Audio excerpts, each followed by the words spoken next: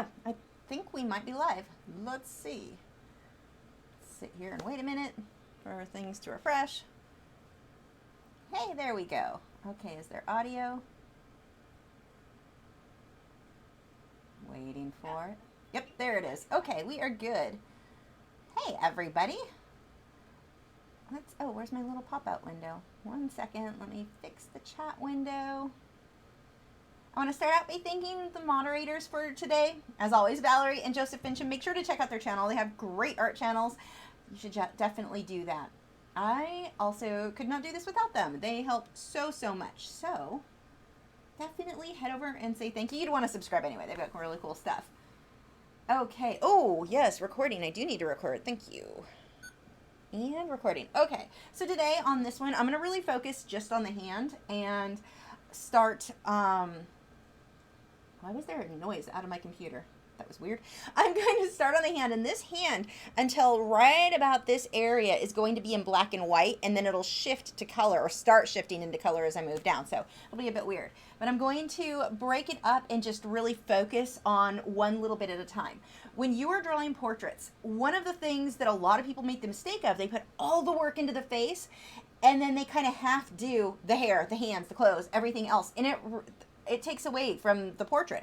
The face, honestly, is one of the easiest parts of a portrait. For me, the hair and the clothes and the hands are the most, like, just, I want to say annoying, challenging. I don't know, there are a lot of words I can fit in there. But I'm going to just focus on this hand. I'm not going to try to do the face and the hand and everything all together. Just break it up into little sections like this, and it's going to make it a lot easier for you to handle and put the amount of attention into it that you need to.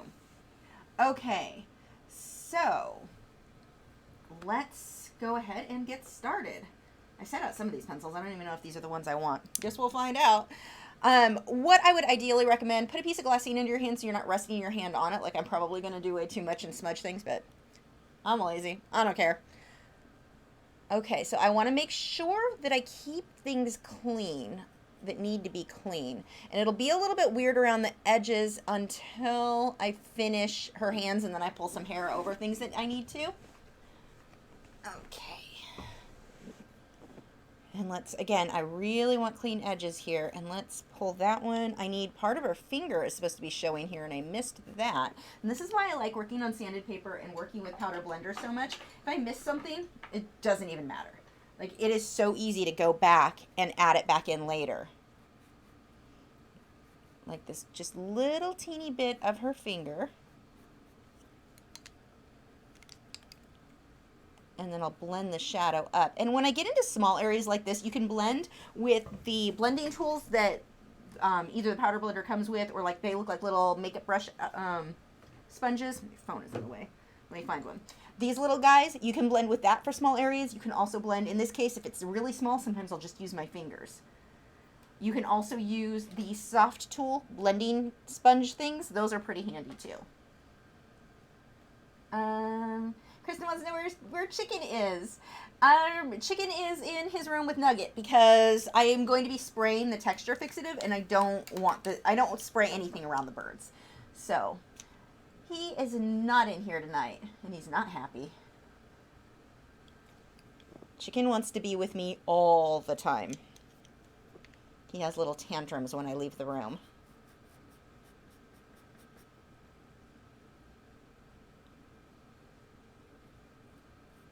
Round that up. And these are the little things you want to watch for. Like, where is something rounded? Now, it looks like I pulled her hair down a little farther here than what it was in the photo.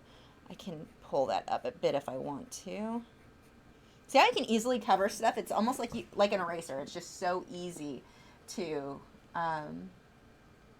do. Carla wants to know if I'm working. Yes, I am working on at an easel always.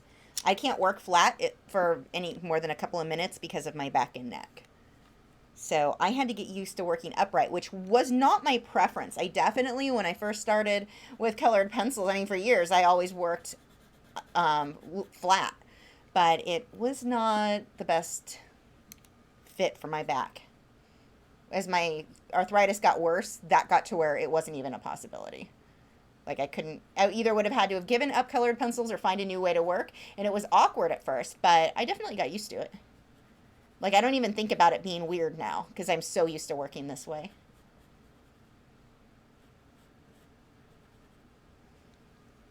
So these little things that I'm doing where I'm focusing on like, okay, there's a tiny curve here. You might think that tiny curve is not like even noticeable. It's not that big of a deal. It is. When it all comes together, these little things are such a big deal. And that's largely what's going to make the difference in your work looking realistic versus looking a little bit off, is missing those little details. And when you first start with any kind of art, whether it be portraits or anything else, you're going to feel like, I'm never going to notice those details. Like, how did you even notice that there was a curve wherever? That comes with time and with practice. You will get there, but you do want to just be aware of that. That is something you want to be looking out for.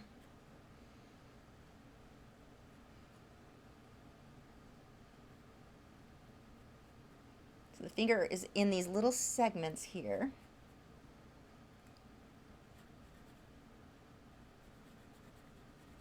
Wow, that was a big section I missed on that.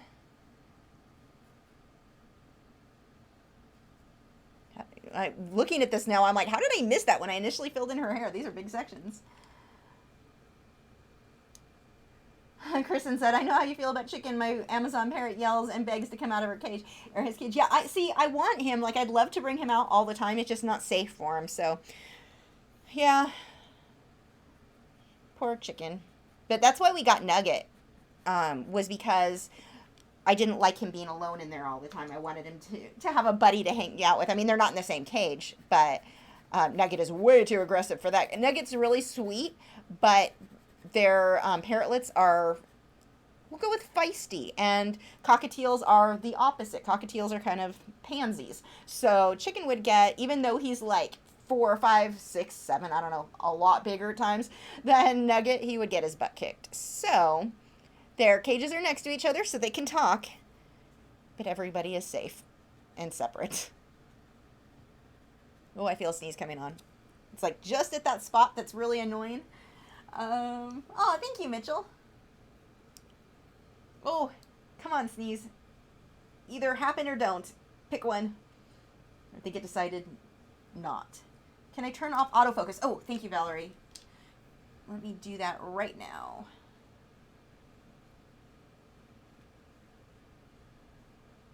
One second.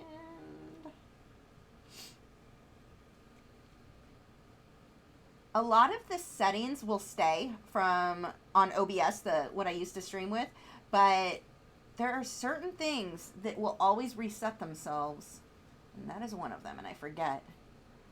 There we go. Autofocus and auto exposure will turn off. That looks better. Okay, that should fix it. Thanks, Valerie. Glad you are paying attention, because clearly I am not.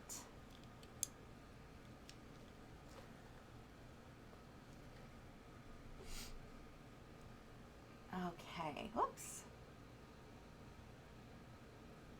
Fiddle, yes, I am recording, right? Yes. Joseph reminded me, then I'd start thinking, wait, did I actually hit record, though? My memory is so horrible. Ah, good morning, Tanya from Denmark. It is 3 in the morning there. Oh, my gosh. I hope you're just still up late and didn't have to wake up that early. Oh, itchy nose. This allergy thing's going to kick in tonight, isn't it? I am working with polychromos. All of the supplies I'm using are listed in the video description. I tried creating murals. Yeah, when I first started painting and drawing, like that was one of the ways that I made money, is doing murals. I've painted many bathrooms, which is always weird to me. Like, I don't really understand why someone wants a mural of an underwater scene in their bathroom. Like, I get the whole ocean theme, but it's kind of weird to have like all your walls whales and dolphins. I mean, I did my best, but it's a mural in the bathroom. That's always weird to me. But and I'm not, like, in my own home, I'm not a huge fan of the look of murals. I don't know. They're just weird to me. I like partial, like I've seen where people painted like the bottom half of a wall and the top half was blank. That I think is pretty, so it's almost like a border, but I don't know. I was just never, but yeah, I painted a lot of them for other people when I was in Southern California. Now they are just too much work for me physically, so it's not even something I would remotely consider at this point. Although I do think someday when we buy a house, I might paint, but almost more like illustrative's not the word, graphic, I guess. Like that style I like better than something that's super realistic. Because I have my realistic paintings that I would hang on the wall. So I have some ideas for different things that I would kind of like to do, like a hint of something there, but not like a super detailed mural. But yes, I used to paint lots and lots of them. And the ones where I had to paint them outdoors sucked the most as far as like physically, they're just so demanding. Or, I mean, just having to climb up and down on a ladder and someone with my health problems, that was not fun. I don't miss doing those. Like God, they would take me weeks to recover from. Like after I finished one, I would be exhausted and sore for weeks.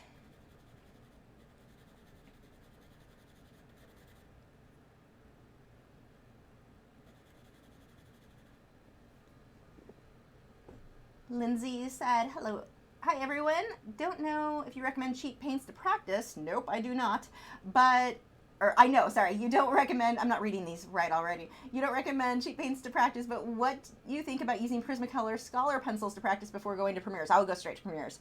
I don't like Prismacolor to start with, but I mean, Premieres are what I worked with. The Scholars, they don't blend the same. I don't like them at all. Whereas while I have issues with quality control with the Prismacolor Premier, they're still a decent pencil. Like you can still create and learn blending and layering, and I would definitely recommend anytime when you go with pencils, I would recommend any supplies. I would rather somebody have like 5 colors of a good brand, like the best they can get, versus 150 of crap. So you get the ones that you're most interested in and just get less. You're better off than having a million colors of crappy pencils. Or paints. I mean, that isn't just for paint or pencils. Where do we go? Here we go. Fiddlejewel yelled pineapple. That's what my son said when I have to sneeze and it throws me off and seems to chase away the sneeze. That's hilarious. I'm like, why are you yelling pineapple at me? LOL9 said, can you do a tutorial on Galaxy with colored pencil? That is a good idea. I like the idea. I would probably do it with powder blender more. Like spacing type things, I think render themselves best with colored pencil when you're using powder blender than with red, because I normally would it with normal pencils, getting the stars and all. It can be done, but it's kind of a pain. But I might do that with powder blender. Haley asks if I have any tips for drawing wood in colored pencil. Wood in colored pencil is actually really easy. Trying to think if I've got any already done. But I mean, it's similar to what I did with the hair. It's streaky and back and forth, and watch the wood grain. That's it. Use multiple. Well, I guess what type of wood. But if you're using, let's say it's like a wood table, like the one I just posted on Instagram, my living room one or dining room. If you've got something like that where you can really see the wood grain, use multiple shades of pencils. Like I wouldn't, ideally, if you've got more. If you don't have them, whatever, use what you've got. But if you do have more pencils, use like 2 or 3 different, warm and cooler browns. Use black, use cream, use gray. Mix in some other colors in there, and it'll end up looking a bit more realistic than just like one flat color. And that's not to say, like, I mean, there have been plenty of times where I painted something and only used one brown, black, and like unbleached titanium white, so a cream color. You can do it with fewer, but it looks better if you can get more in. You've got Idoran, am I saying that right? Watching from the Bahamas. I'm kind of jealous. I bet it is nicer outside there than it is here right now. Texas we're having a crappy summer. Summer is one of my favorite seasons most of the time, and we are like unseasonably hot really early, and it's like, I mean, even at night, it doesn't cool off at night here at all right now. It's just hot all the time. I have complaints. I told my husband last night, I'm like, we should move to like Idaho or somewhere. I mean, we'd have colder winters, but at least it'd cool off at night like it doesn't do here. I saw pictures of Idaho that were beautiful, so now I'm kind of obsessed with that and Tennessee for places I want to live. I actually love Texas. I'm just, right now with it being this hot, I'm complaining so much.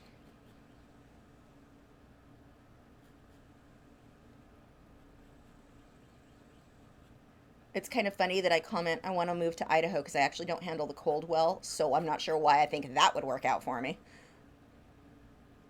Okay, I've got a whole mess of details in here I need to redraw in. Now, this is a good example. That line is wrong. This is a good example of why I say even if you, like I use a projector to get my initial image on here, you still have to be able to draw. If you can't draw, it shows in your final work. It doesn't matter if you use the projector, tracing, whatever. If you can't draw, it's noticeable in the final piece. Here, I'm having to redraw and fix stuff because I lost some of the lines or I didn't draw them, whatever. You're going to have to learn to draw. So people who are like, oh, if you used a projector, if you use that, it's because you're cheating.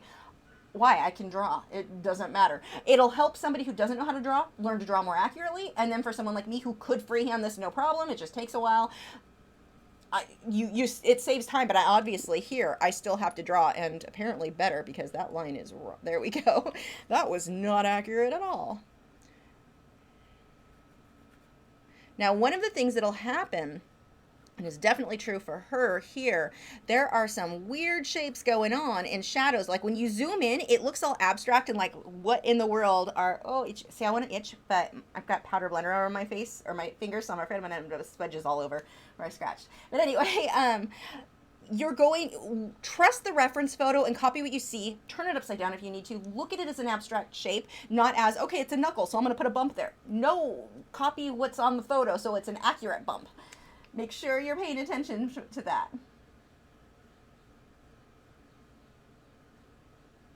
Tanya, you set an alarm to watch. Oh my gosh, you are dedicated. I love you. Carla, that went too far. I know it was a question from Carla. Where did it go? I once did an entire Trompe Olay bathroom. The walls were blocking like a castle, and I even did flaming torches all over. See, I respect the work it takes for an artist to do that, but then the homeowner, I'm like, why would you want that? I don't know. Like, I get it in a restaurant because it kind of adds to an atmosphere, but in the bathroom, I don't know. It just seems tacky to me. That's me. Not you as the artist, but as, like, the homeowner, to me, that's not, like, it doesn't go with my, like, it doesn't fit with the style of, maybe it's just because it doesn't fit with my style. That may be my issue there. And I'm like, why? I can't imagine wanting fake flame, whatever you just said, the torches. Like, I can't imagine wanting fake torches painted on my wall. Like, I would just want to put real torches. I guess it goes back to, though, my issue. Like, I hate fake plants. Hate them with a fiery passion. Like, I love plants. Like, you guys know that. I'm obsessed with my plants, but I don't like my mother-in-law. Oh, dear God. Her and those fake flowers and fake plants that have to be dusted because they look so dingy so quickly. Like, I don't understand. Just get a real plant, and then you can, put it in the shower if it gets dusty. Well, you can do that anyway, just to water them. But I think that's kind of my thing a lot with the murals, too. Some murals I've seen a few that I really liked, but not that many that I looked at and thought, oh, I want that in my house. But at the same time, I can also look at it and go, wow, the artist was awesome. I just don't know why you'd want that in your house. I'm judgy. Mara said, my goal is to be able to create hyperrealism. Do you think this can be achieved without being so anal about every single pore, eyelash, hair, etc., driving myself nuts? Hyperrealism, you have to be obsessed with those things. That's what hyperrealism is. So, okay, here's the thing. So many people misunderstand what the difference between, there's a very big difference between hyperrealism and photorealism. Hyperrealism looks like an HD photo. You can't tell it's artwork. And I've seen so many artists that are like, here, this is hyperrealistic. And it's like, okay, that may be your end goal, but that's not what this is right now. Like, hyperrealism is one of those that it's not something you can just be bad at, because then it's just not hyperrealistic. You know what I mean?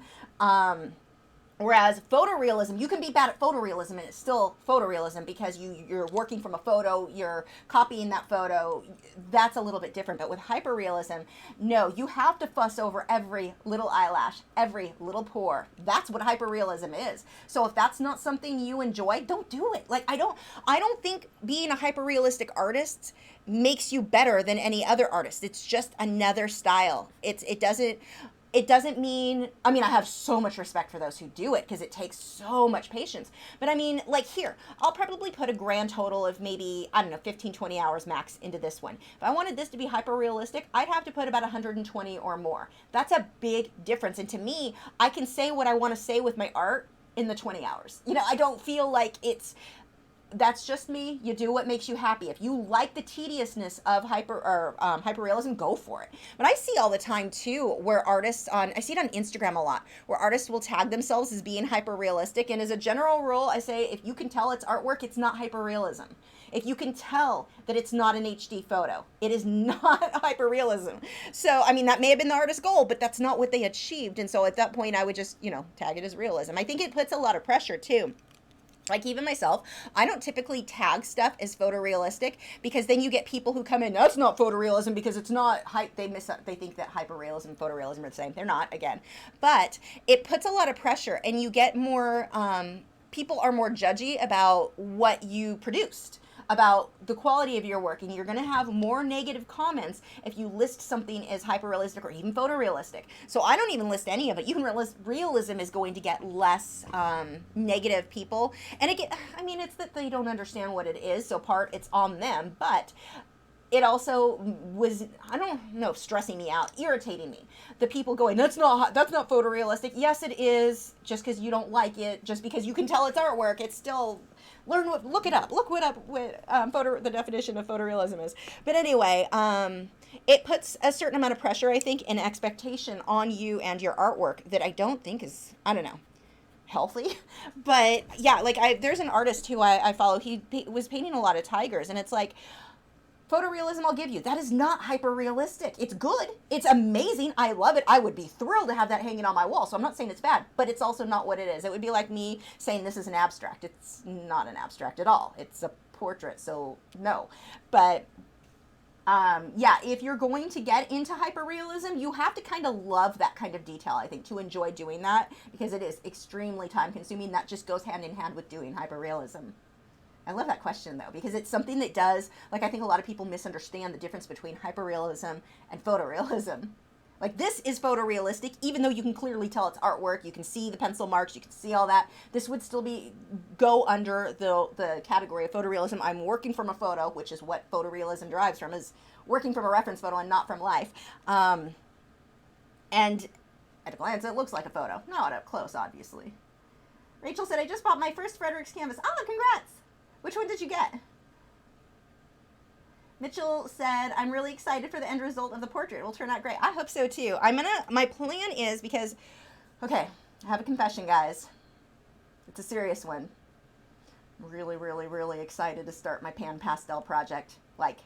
Seriously, weirdly excited, and I did not expect that because you know me and pastels, and they're sitting over there and they're beautiful, and they sent me so many colors, and I just cannot wait to start. So my hope is to finish this by Friday. So tomorrow and Friday, nonstop work on this portrait, and then I'll get the Patreon would be up then on Sunday, so I could do the voiceover on Saturday, Patreon on Sunday. If all goes well, I might be back a day, and then I can start the pan pastel the next week. So hopefully this one will be done pretty soon, because I cannot wait. I need to hurry up and finish it because I'm super anxious to play with those pan pastels. I did not expect that. I'm really, kind of weirds me out that I'm as excited about it as I am. Plus, I want to give this to my friend, so I need to hurry up and finish it. Faith said, I can create sky just by, I should read these right and make it sound like your grammar is terrible, and it's that I'm not reading all of the words. Can I create sky just by using colored pencil? I can't achieve the smooth outcome. It's too rough, I think. Well, it can be, so many things can make it too rough. One can be the paper that you're using, one can be the pencils, the technique. There's so many things. But yes, you can create a realistic looking sky just with colored pencil. There's no reason you can't. It just takes some practice, and you're going to have to play around with it. Don't get frustrated if it's not coming out exactly how you want right away. That's pretty common when you're getting used to something like that, because trying to get things smooth, and of course with a sky you really want that smooth, trying to get things smooth in colored pencil, it takes practice. Don't be frustrated if what you're first doing isn't exactly what you wanted it to look like. That's how you get to that point. You go through stages where it's not not where you wanted it, but you will get there. Mara said, well, I just read what I typed. Sorry about the bloops. I guess I'm not anal in that aspect. Oh my gosh, I posted something on Twitter. I'm one, I've made videos telling people, proofread your stuff. Don't post without, making sure you do a spell check, all that. I posted something last week on Twitter saying that I was ready for the live stream. Ready, R-E-D-Y. Where'd the egg? Yeah, I kick myself for that. I feel so dumb when I do that sometimes. I'm like, I look like I can't. Okay, that was seriously, ready. How do you spell ready wrong?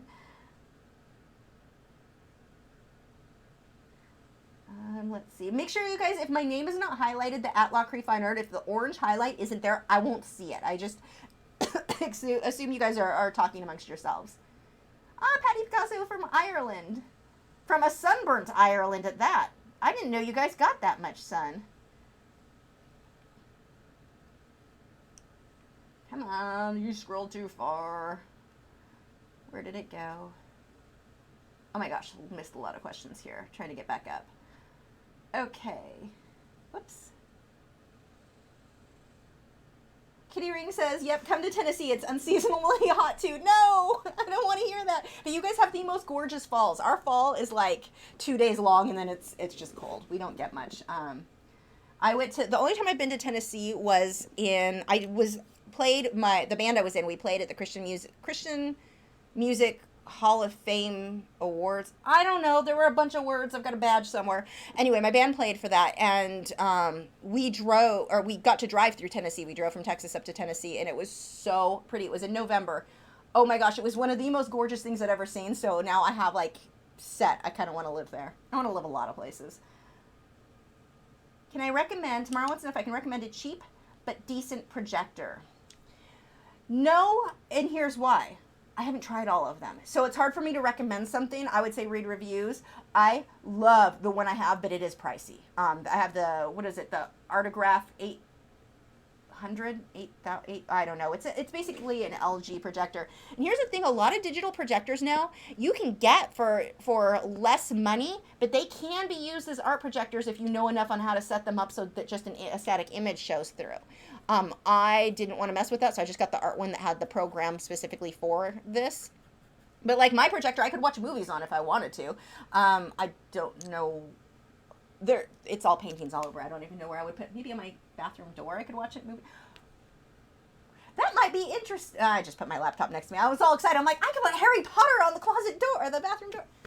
I'm not going to do that. But anyway, point is, those projectors, they're basically the same. The difference is going to be the software in them. And if you can kind of fudge the way that you're doing it, there is a way, I know, to use some of the cheaper projectors, the digital projectors, and still get a great image. But I haven't tried the other ones, so I unfortunately can't recommend one.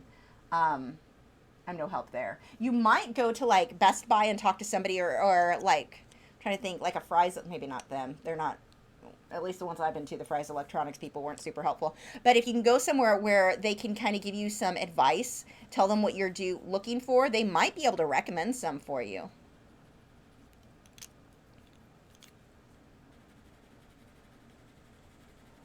If you have not tried colored pencil on sanded paper, like even if you're not using powder blender, you should, because it is kind of amazing. Like it blends quite well. I mean, it blends better with powder blender, especially on the larger areas, but like small areas like this, you can do a lot. I would have thought that powder blender or the sanded paper was going to be too rough. I love it. Okay, let's see. Another trick. Who's this? Kitty Ring said, another trick, put your drawing or paintings in front of a mirror. Mistakes pop. Yeah, do that. You can take photos so you're looking at it on a small screen. Anytime you're basically looking at it backwards, upside down, some way that makes your brain go, whoa, that's not what I thought I was working on. It looks different. You notice so much. Yes, great tip.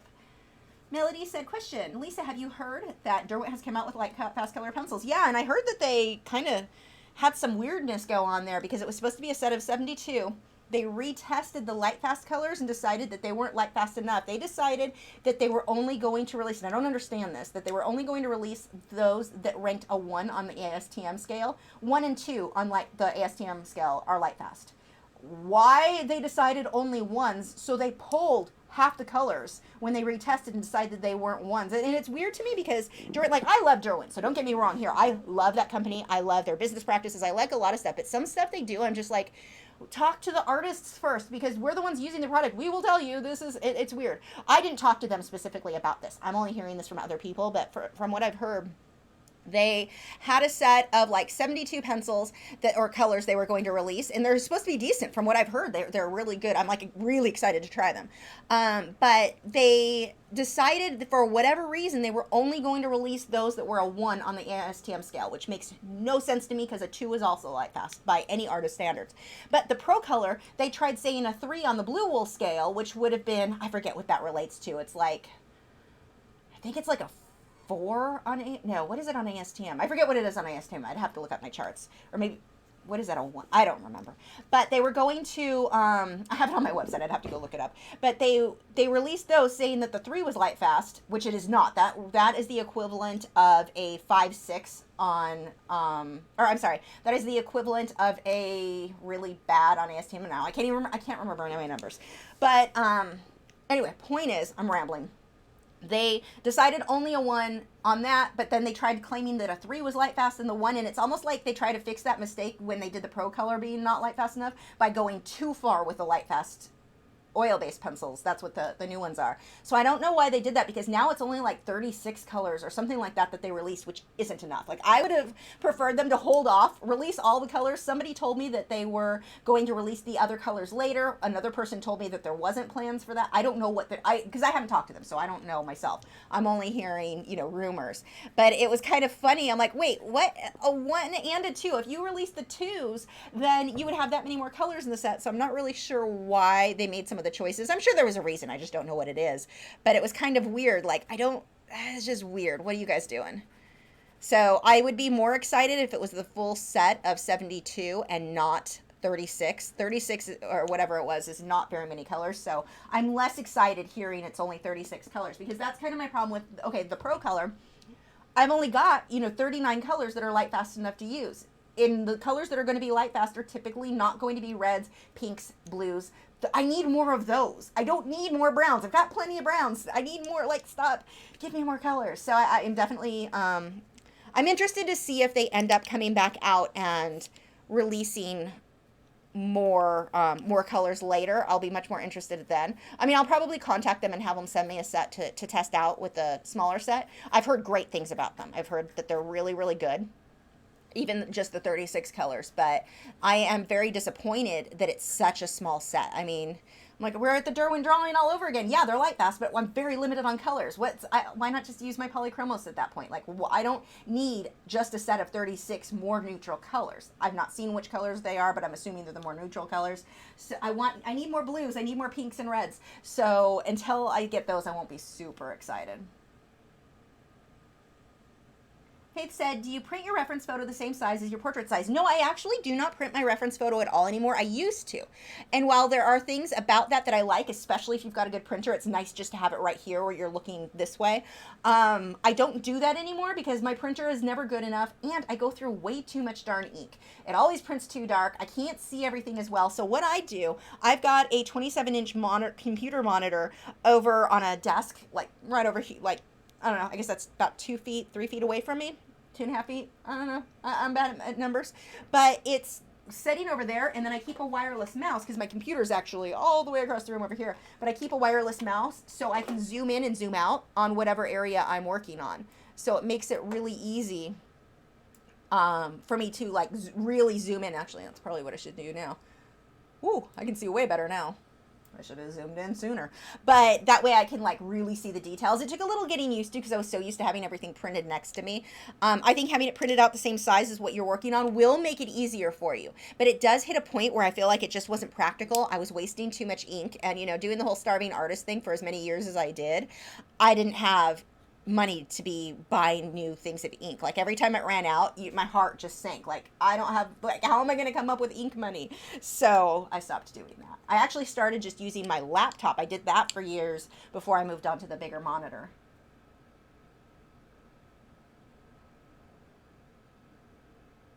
Oh, Carla said, okay, so this is funny. Carla said, it was my bath and I wanted to try it. I love anything medieval. Carla's the one who painted the stuff on the walls that I'm like, I don't know why anyone would want that. You know what's funny about me saying that? My mom had me paint in her bathroom she wanted a vine and she wanted a specific type of flower, but she couldn't provide me with that type of flower. She didn't have a computer in her house. This was years ago. She had me painting it.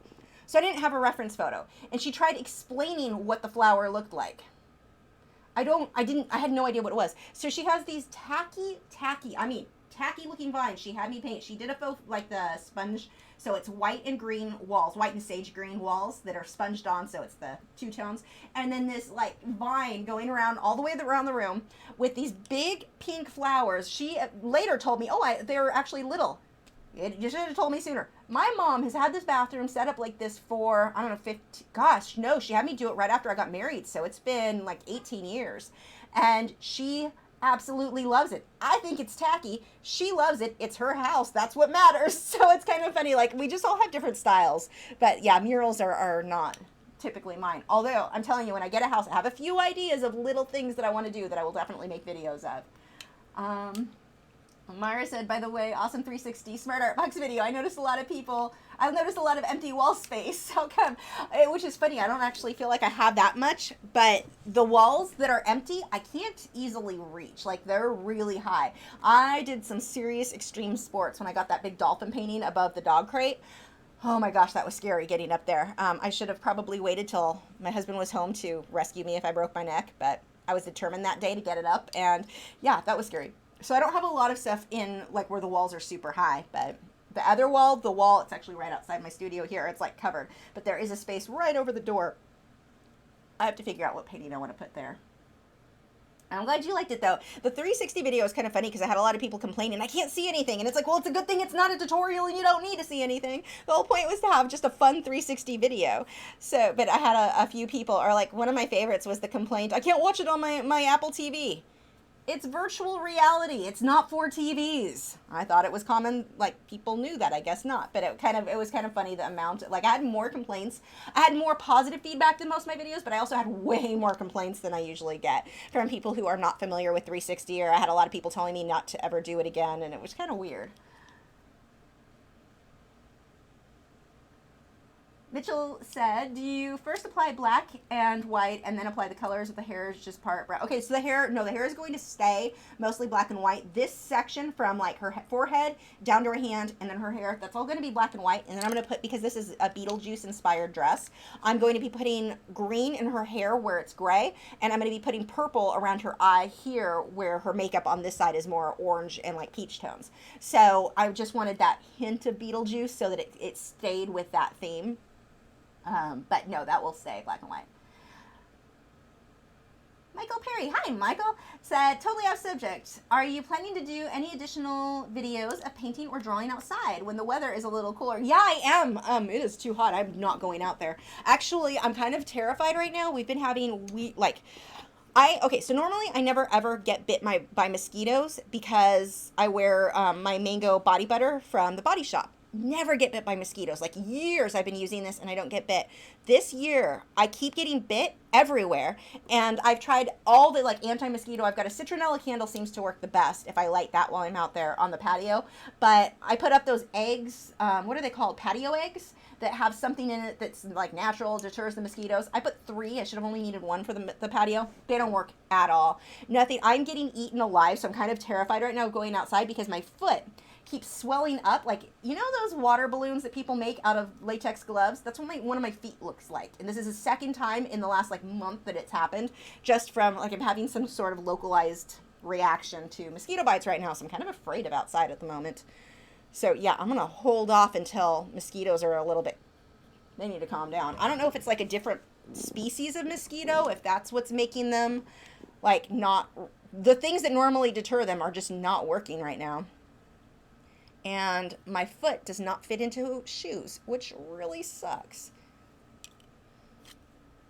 Luckily, I work from home. Like yesterday, I was wearing flip-flops. I had to go buy new ones because like my feet can't even get into half the shoe, like my flip-flops. They didn't even want to fit into. It was bad. Anyway, moving on. Yes, I do want to go paint outside. And I didn't expect, like normally it wouldn't be this hot. Normally we don't have this many mosquitoes yet, but not so much right now. Let's see. Valerie said, I told you about loving those pan pastels. Well, I haven't tried them yet, so I can't say that I love them yet, but I'm weirdly excited to try them. Like more so than I was the watercolor pencils, and I ended up loving those. So we'll see. We'll see. You guys may be right. And part of me doesn't want to love them just because I've for so many years been saying, no, I hate pastels, I'm not going to love them. And watch me love them. I'm going to feel dumb.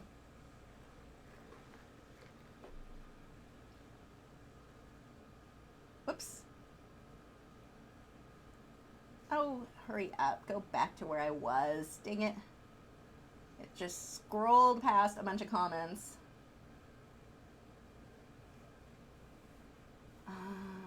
Oh my gosh. I missed so many comments here. Sorry. Here we go.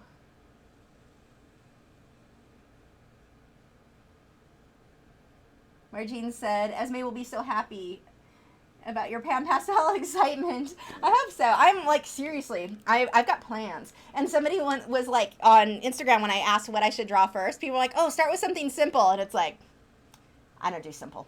I'm going all in.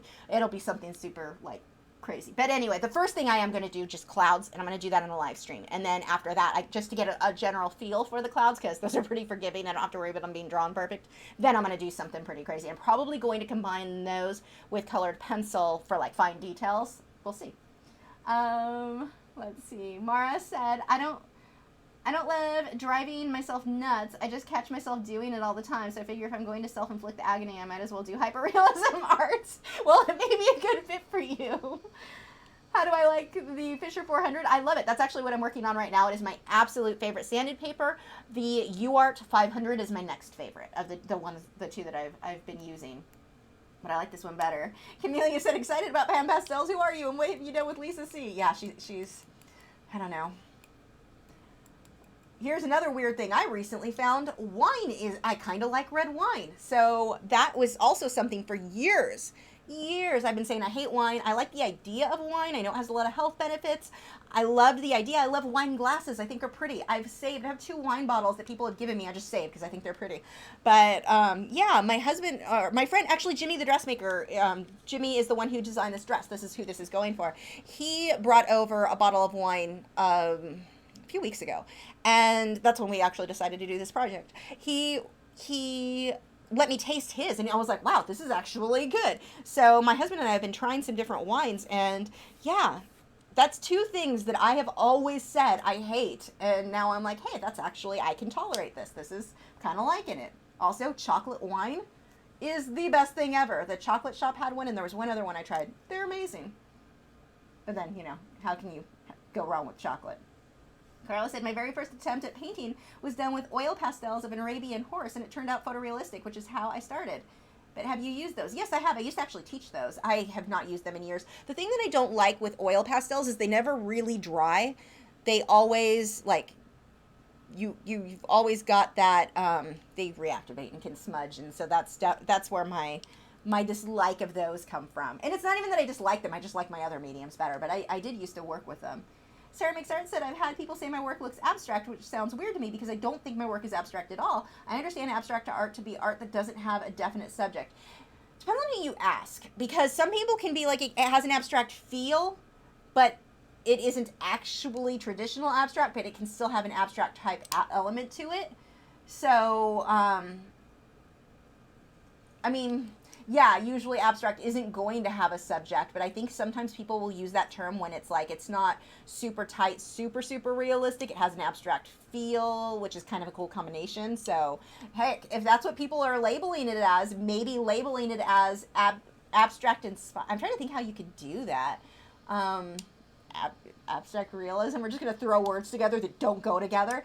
But yeah, abstract is a funny one because you're right. It's not technically abstract because you can tell what it is. But a lot of things, because I've done some that had a very abstract feel. And I listed, like when I listed them on eBay, I listed it as like abstract chickadee because portions of it were abstract. It sold. It gave people an idea. Like what I was trying to think of is like how can I label the work in a way that people understand what it is? So like when they're searching for certain styles, I want my work to come up. If they like abstract, they might like mine while it's not a true abstract, had an abstract element, and so they might like it. So it was just like using a label that made them understand what, like for search, like search option function, or for search function, I can't talk. No, I did not have wine tonight, by the way. It sounds like it with how I stumble over my words. Okay, let's see. Art by Jacob said, would you ever show how to freehand a sketch? Actually, I do want to do that, and I'll probably use my Wacom tablet, because here's my problem. When I sketch, I will draw flat, like, you know, down this way, but my neck and back can't handle it well, and it doesn't work well for, like, even on a table. I'm not comfortable sketching on a flat table. I like to draw on my lap when I freehand, and I'm not videotaping my lap. That's just weird. So I want to try and see if I'm comfortable doing it on the Wacom tablet for a tutorial, because I would like to give a lot of tips on like how I break things down to keep things in proportion, and I definitely that was one of the original goals to do with the Wacom tablet, so I'm hoping to do that. Mitchell Draws wants to know what piece of art I am most proud of. Ooh. Depends on when you ask me. It's usually whatever I've most recently done. I still am in love with my flamingo, the big round canvas, the big round one that had the bees. It was done in acrylics. Really loved that one. It's still hanging on my wall. I don't know. I mean, I painted thousands, and so, like, I'm not exaggerating, there are thousands of paintings. It's hard to pinpoint, like, a definite favorite. I really liked the clownfish with the watercolor pencils. Loved how that came out. Loved how the lionfish and watercolor pencils. See, I don't like watercolor pencils. And some of my favorite art was created with them. But I need to just stop listening to myself, because apparently I'm always wrong. But don't tell my husband I said that. Gosh, so many that I really liked. What else? I really liked how Scooter the octopus came out. The octopus with putting his hands in the water. Really liked that one. I don't know. That's a hard one, because there's so many that I can point out that I'm like super proud of. None that are up here I'm super proud of. You can't see them, so it doesn't matter. Let's see. Was it the CMAs, Carla? I'm not sure. No, it was not. I forget, because the chat, because I try to answer everybody's question, the chat is so far behind when I ask something or when the conversation came up. So it takes me a minute sometimes for my brain to remember what we were talking about when you actually wrote the question, because I know that came in before. No, it was not the CMAs. It wasn't that big. It was the Christian Music Hall of Fame awards ceremony. Is that all it was called? I don't know. It wasn't like that big of an event. Not like the CMAs. Bronwyn said, how do you approach people you want to draw without sounding totally creepy? I always have my eye out for people I think would make a unique or beautiful subject, yet can't ever work. Okay, so ideally print either a business card or have postcards where if you see someone you want to paint, show them what you do so they don't think you're a creeper that is hitting on them. Because that's what it always sounds like. If I go up to somebody and I'm like, you look good in a painting, it sounds like a cheapy pickup line. Like, it doesn't even matter now if you say it to a male or a woman, you're going to sound like it's a creepy pickup, like a bad pickup line. So I would definitely recommend have a business card or something where you can show people, look, this is what I do. If you would be willing to let me do this, to draw you or paint you, I think you'd make a great subject. But have that, your contact information and all of that. But yeah, I would definitely want to show the person a sample, because otherwise they just are like, sure. That can get kind of creepy. So that would be what I would do there. Hassan said, I draw realistic graphite and luminance, but it always gets messy and hard to clean. Any tips? So you're doing mixed media or together? If you're doing them together, when I do mixed media with colored pencil, and I may be misreading your question, but if you're talking about mixed media, they don't blend well together. So I usually keep the colored pencil portion separate from the graphite portion. So like if I've done, let's say there was a dog that I did, well, there actually was, it's on my website, but I did an Italian Greyhound. She and the background were both in graphite. This was a long time ago, I'm trying to remember. The flowers, were they iris? I think they were irises, and the dog's name was Violet, which confused people why I had irises, but the painting was titled Violet. But the flowers were done in colored pencil, and I just kept those two areas very separate. But I'm not sure what you mean, but it gets messy and hard to clean. What is hard? I'm not sure what you mean that is hard to clean, other than if you're trying to layer them on top of each other, they don't really play that nicely together, at least not in my experience. Bronwyn said, up the courage to, you must have entered too soon. Courage to ask if I may use one of their photos as a reference because I don't want to sound creepy. Okay, so that advice would be the same. Show them a sample of your work, and if you're really good, that works even more towards your benefit and have a website where people can see what you're doing, that helps. Paul said, what was the brand name of what? Again, you know how I was talking about the questions? These are questions from like 20 minutes ago. I don't remember what the question was. I'm sorry. Make sure when you guys write things, try to put, like, if you can put what it's in a reference to, because this is, I know you're typing the thing. I should know what it was. I don't remember what we were talking about when that question came through. Faith said, thanks for remembering my name. Artists have a lot of gadgets. You know, okay, so Faith, by the way, I saw that you responded to my email newsletter and you told me just to call you Faith, but when you signed up for the email, you used both names and the email automatically defaults to using the other name. Like, I don't handwrite it out, so, I mean, I write the email out, but, like, I don't individually address all the emails, so if it comes through with the other one, I'm not ignoring your request just to call you Faith. It's just because that's what you entered when you signed up for the email newsletter. That's what it just defaults to. Art by Jacob. Okay, we talked about that one. Valerie said, I got hubby a digital projector 2 Christmases ago, and it works awesome for him to get his lines down. Very easy for photos, and it was about $200. Oh, what was it? If you can put like a link to it in Amazon or something like that, let everyone know what it was. So it's way cheaper than what I paid for. Nicola Art said, with OBS, are you able to have audio, video, and chat before you start recording, kind of like an unrecorded show? Audio, video, and chat. Well, not chat. I'm not sure what you're asking. I'm going to say I don't know, because I'm not sure I'm reading that question right. Let's see if I can catch up on some of these questions really quick. Caitlin said, any tips on drawing some realistic landscapes in colored pencil, like bushes, plants, trees, dirt, etc.? I'm drawing African land around an elephant. Break it up like anything else. Break it up into small sections. We have a tendency, like, I'm drawing grass. Scribble, scribble, scribble. It doesn't look like very good grass. Well, yeah, you didn't take time with it. You have to take just as much time looking at your photo, break it down into 1 square inch at a time, then move on to the next square inch, and just copy what you see. That sounds too simplistic, like, well, that's not helpful at all. But that's the reality of what we're doing. That's what you've got to do in order to get that to look realistic. You've got to slow down. And I think it's like what I was talking about at the beginning of the live stream, where hands and hair, clothes tend to get skipped over by a lot of artists. They don't put the amount of work into it that they really need, because it's like, okay, the face looks awesome, and then they kind of skip over, they rush through everything else. You've got to put just as much time and effort into every aspect. And in your case, with those bushes and landscapes, you break it up 1 little square inch at a time. Just really look at everything as an abstract shape. Don't look at it and go, okay, I'm drawing grass, because your brain starts thinking, I know what grass looks like. I don't even need to look at the reference photo. Break it up, look at it as an abstract shape, work upside down if you need to, but just copy what you see in that reference photo. And if you do like me, I usually, when I draw wildlife, half the wildlife reference photos that I'm using came from zoos. I'm not going to use that background. Wow, I did not word that right. Background. I'm going to find other trees. So I'll use maybe 3, 4, 5, 10 different reference photos of like trees, grass, whatever, and put them all together. But you're still looking at a reference photo.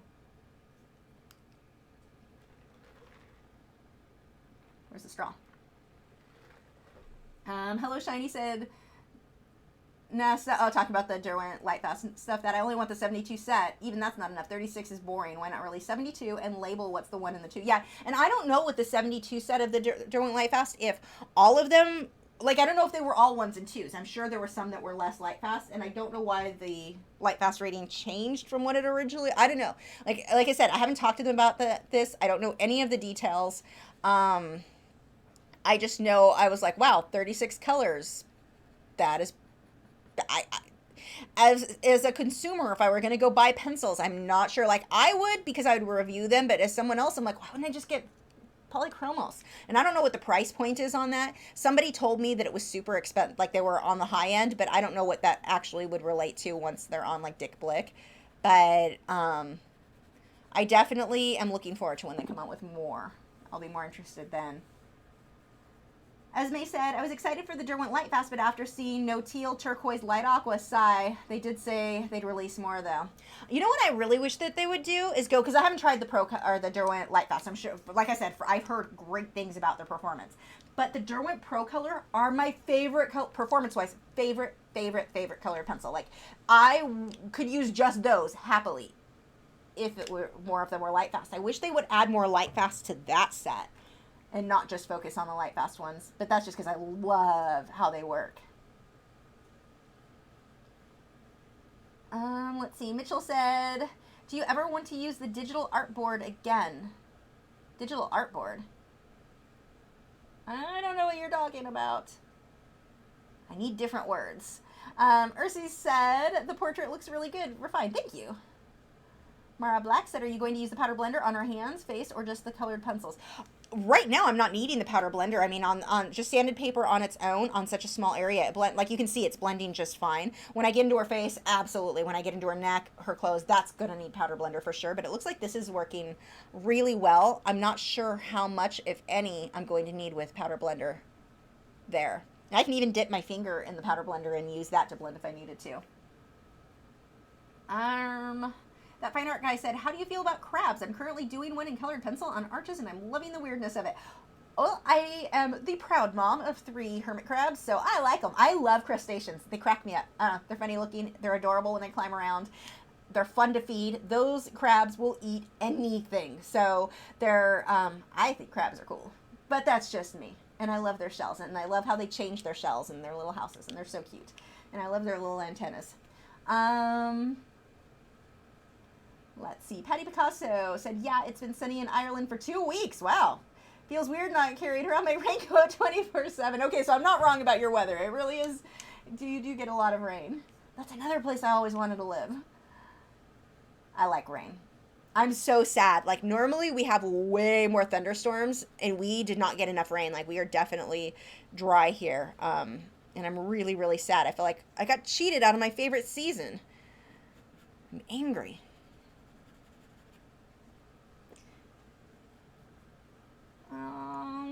When are we going to see a digital painting live stream? I need to do that again. I was having problems when I was working digitally when I was designing the one thing because the delay, it was causing a lot of lag, which was super frustrating to work on. But if it was something I had already started, I might be able to work on that a bit more. Or, you know, it might not be as annoying to have that lag. We'll see. But I do need to do one.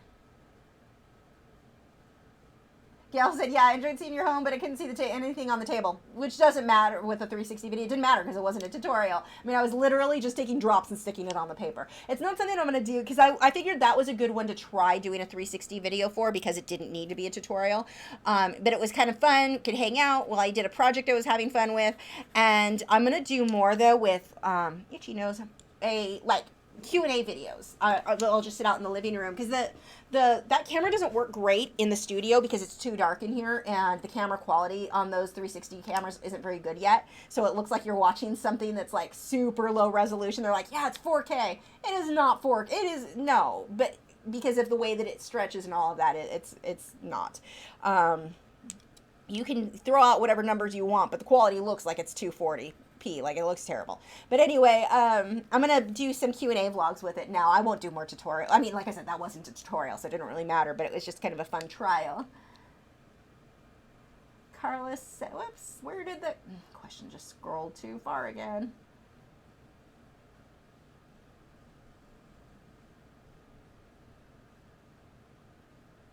There we go. Carlos said, filming in your lap would assure you a jump in followers, though. I don't know. Not the right kind of followers, like the guy who had the foot fetishes. Let's just say I will not be doing any of those let me draw with my feet challenges because that creeped me out. Not that I would do that anyway. Bryson said, I saw a video last night of someone taking soft pastels and crushing them into a very fine powder and making a dusk sky with sponge. It was so satisfying. I would just use pan pastels then. Like, that just makes it be easier. And the pan pastels, they have so many colors. Oh my gosh. Like, even, they gave me 20, I think 24 in the set, or 20 in my set. And there's and you can blend with that. Like, they have a lot of colors. So I was looking through the brochure and I'm like, you guys are making me more interested in this. What have you done to me? Barbara said, do you reward yourself, or reward or treat yourself when you have finished a piece? Yeah, by starting a new one, not really. I mean, I'm on a time frame schedule, so I have to usually keep it going, although I've been obviously slow on this one. No, not usually. No. I mean, it's not a bad idea. It's just not something that I really do. What medium do I prefer the most? Whichever one I'm currently working in, usually. I don't have like a definite preference. Like if I could only ever work in one medium ever again, it would probably be acrylics, because I feel like I can do everything, and I include the airbrush in acrylics. I can do everything with acrylics that I can with anything else, and it's a fast medium. But I would never want to give up any of the other mediums I work in. I would get very bored if that's all I was doing. I really like working in multiple mediums. Not everyone is going to feel that way. I mean, not everyone's going to get bored by working in the same medium all the time. I definitely would. But I feel like acrylics are extremely versatile in the amount of the different looks and the different things that I can do with them. Not that other things aren't, but...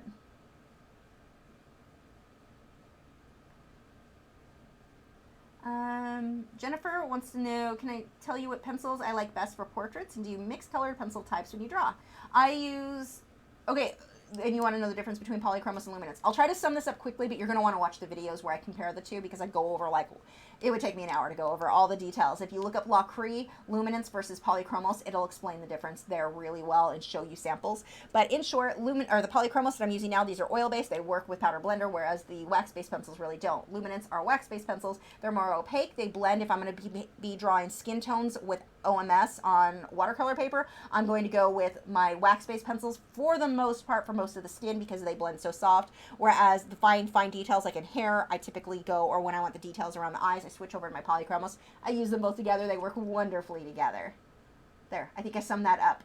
Well, I'm really bad at summing things up. I think I did a kind of good job there. I usually am like, what do I usually tell people? I'll try to make this story short, or a long story short, and it still is 2 hours long. Faith said, thank you for understanding, Lisa. To be honest, I think some bot responds to me that time. Just so weird. Sorry. I thought some bot responds. Well, I mean, it is an automatic response with the email newsletter, but I write out the newsletter that I send out to you guys. But, you know, there's like 7,000 people on the list. I obviously can't type in every individual name myself, so I pay for a service that keeps track of your information when you sign up, and they send it to you when you want it, or if, like, you unsubscribe, it tells that company to unsubscribe you, so it's all automated that way. It's pretty cool.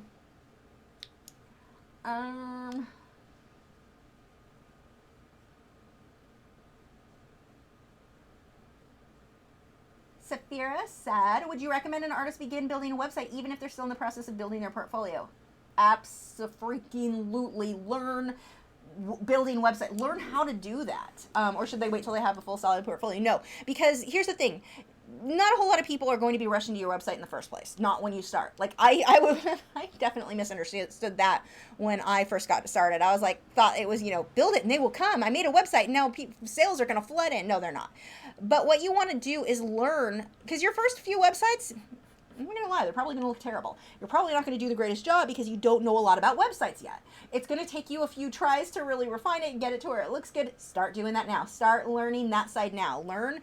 I mean, the website is part of the business side of art. And if it's something that you're taking seriously, you need to be learning that as well as your art and as well as making things. So yes, get that website going. Don't wait, because let's say, at what point do you decide your portfolio is full? Because I can tell you how many times, like, seriously, I've thought, when I first moved to Texas, let's back this story up a bit, I was like, I'm going to get my portfolio together. I redid, because at the time all I did was marine life, but I was redoing, like, I was doing more portraits, and I wanted to get more, a different style under my belt, or more, build my portfolio with the other style I was doing, basically. And I thought, I'm going to wait to go to galleries until I get my portfolio really good, till I get that portfolio full. That was stupid, because you know what I never did? Go to the gallery. I never went and submitted anything. I never bothered with it, because it was never good enough. It was never finished, because I'd get like 3 paintings done. I do the fourth. Now the first one looks crappy to me. Let's remove that. Now I've only got these few paintings. So I do another painting. Well, now the second painting looks terrible. Let's remove that and go to this. You're constantly going to get better. You're never going to feel like your portfolio is finished.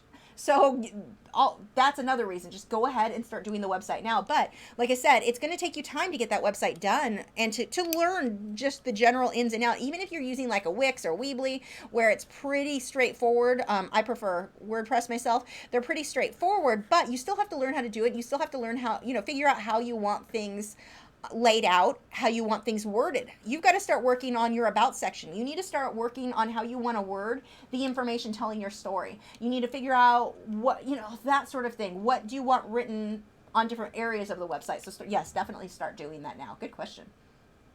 Faith, that scrolled again. Faith said, by the way, thanks again for the email. That you have a live stream and the art burnout, it really helped me. I am trying watercolor for now. Other than colored pencils. Oh, those are fun. Yeah, if you guys are not signed up for my email newsletter, if you want some art tips, I usually do one, like a bit of just general art advice that I don't post anywhere else. It's only in my newsletter once a week. It's free. I'm not going to spam you. I only send that out the once a week. But it also has whatever videos went live that week. It lets you know when the live stream is coming up. So there should be a link in the description. I hope. If not, you go to my website, lachri.com. It'll be there. You can sign up. But I recommend it. That fine art guy said, have you thought about drawing your husband in colored pencil? Would you? I actually painted him years ago. It's not on my website. It's an old painting. It doesn't even look like him anymore. I painted him years ago when I was going through this thing where I kept painting angels and fairies. And so I painted him as an angel. I made him model for me. He is not a patient model, let me tell you. It's like, are you done yet? But yeah, I actually would like to draw him in colored pencil. I may end up doing that. That's not a bad idea. Mitchell said, I was thinking about the digital drawing tablet that you used. Okay. The tablet, not the tablet. I wish that like Wacom tablets were not called tablets, whereas like Android tablets are called tablets, but too many people are using that word for too many different things. Yeah, I won't be doing anything else on that one because I have a Samsung S3, the S3, and I've got the Wacom tablet, which are both higher quality by quite a bit. So for me, I won't be doing that tablet anymore. I'll probably give it away or use it as a monitor for something. I'm not sure. I haven't decided. But it's an inexpensive, it's a decent tablet, but because I have other ones already that are a much higher quality, they don't have lag that one can have a little bit of. I won't use that one again myself, but it's, like I said before in the review, it's a decent tablet for the price. But no, I won't do that one. I will actually do one for sure because I need to review the S3. So I need to get on that. I don't actually have any good reason why I haven't. I love the Samsung S3 so much. Ursi said, I like the way you outlined the eyebrows to the refined hair. Very defined precision of excellent. Thank you. Yeah, it's just loose. That'll all, that's when once I start blending the skin, I'm going to lose the eyebrows. I'm going to have to freehand all that back in. Bryson said he took a big kitchen-like sponge to do it. It wasn't one of those craft sponges. Oh, weird. That must have been a big piece. Mara said, I was hoping to see Studio Assistant 1 and 2 in the 360. They were there. They're both there. Studio Assistant 1, for half of it, was laying in a bed at my feet, and when I got up and walked away to get the razor blade or the X-Acto knife, she followed me. And then Studio Assistant number 2 was there too. She was in the doorway, but it was it's dark. Those cameras, because they're so weird with light, you can't really see Studio Assistant number 2 very much in the video, but they're both in it. You just have to look, and if you look around that video, I put like little notes all over throughout the video, so you have to kind of look for those. Art by Jacob said, have you ever used to be Prismacolor Premier Firm Pastel Color Sticks? Prisma Premier Firm, I have the Prismacolor, I have their art sticks, but not a pastel one, no. Clarence said, I think there are 80 colors of pan pastels. That is a lot of colors. Oh my gosh, I hope I don't get addicted because I'm going to want to own them all like I always do. That's a lot of colors. Esme said, okay, yeah, Esme saw that the assistants were there. There we go. I want to do a 360 video too. I'll probably do some when I do the vlog, since I won't have art supplies out, where Chicken can be in the room. The only problem is Chicken constantly thinks he needs to sit with me, so I don't know if I'll be able to get him to stay on his perch. But I thought it'd be fun to have him in the room if I can get him to do it. Carla wants to know about galleries. Can I do a video on how to prepare approach a gallery to get a show? Yes, that would actually be a really good video, and I want to, and I haven't done it yet. I need to talk to them. Like, I would like to go interview a gallery owner and have them them tell you what they look for, what they don't want to hear. Like, I mean, I obviously have a generalized idea. I've been doing it long enough, well, not recently, but I would like to. There's one specifically that I've talked to. I shouldn't say I've worked with. I have not displayed my stuff. I don't think my stuff's a fit for them, but I think that they would give you a good interview. So I actually want to talk to some and see about doing that, because I thought that would be a fun, like, just take my cameras, go down to the gallery and interview and talk to them about, like, what turns them away too, like what things an artist says that makes them go, I'm not even dealing with that person. So I think it would be really nice to hear, like, straight from, I want to say the horse's mouth, but that seems like a rude thing to say about a person. Jasmine said, I can relate to the desire to work in different mediums. It is so enjoyable to learn and experience an alternative styles. It is, because you start to get burnt out. You can start to just get bored. I mean, that's what happened to me. I was doing marine life so much. Like, that's all I did. And I finally got to a point where it was like, I've already done all of it. Like, I've done everything. Like, how many different versions of whales in space, or dolphins, you know, in underwater scenes and above and underwater scenes? At some point, it's like, I'm out of ideas. And so I moved on to doing pet portraits and people portraits, and like I did some grassy fields, like surreal stuff. I really got into doing surreal things, and it brought back that passion where it was like, okay, this is something new and different that I'm not terribly good at, but I want to learn to be good at it. And so I got there. But it was a good thing for me to do.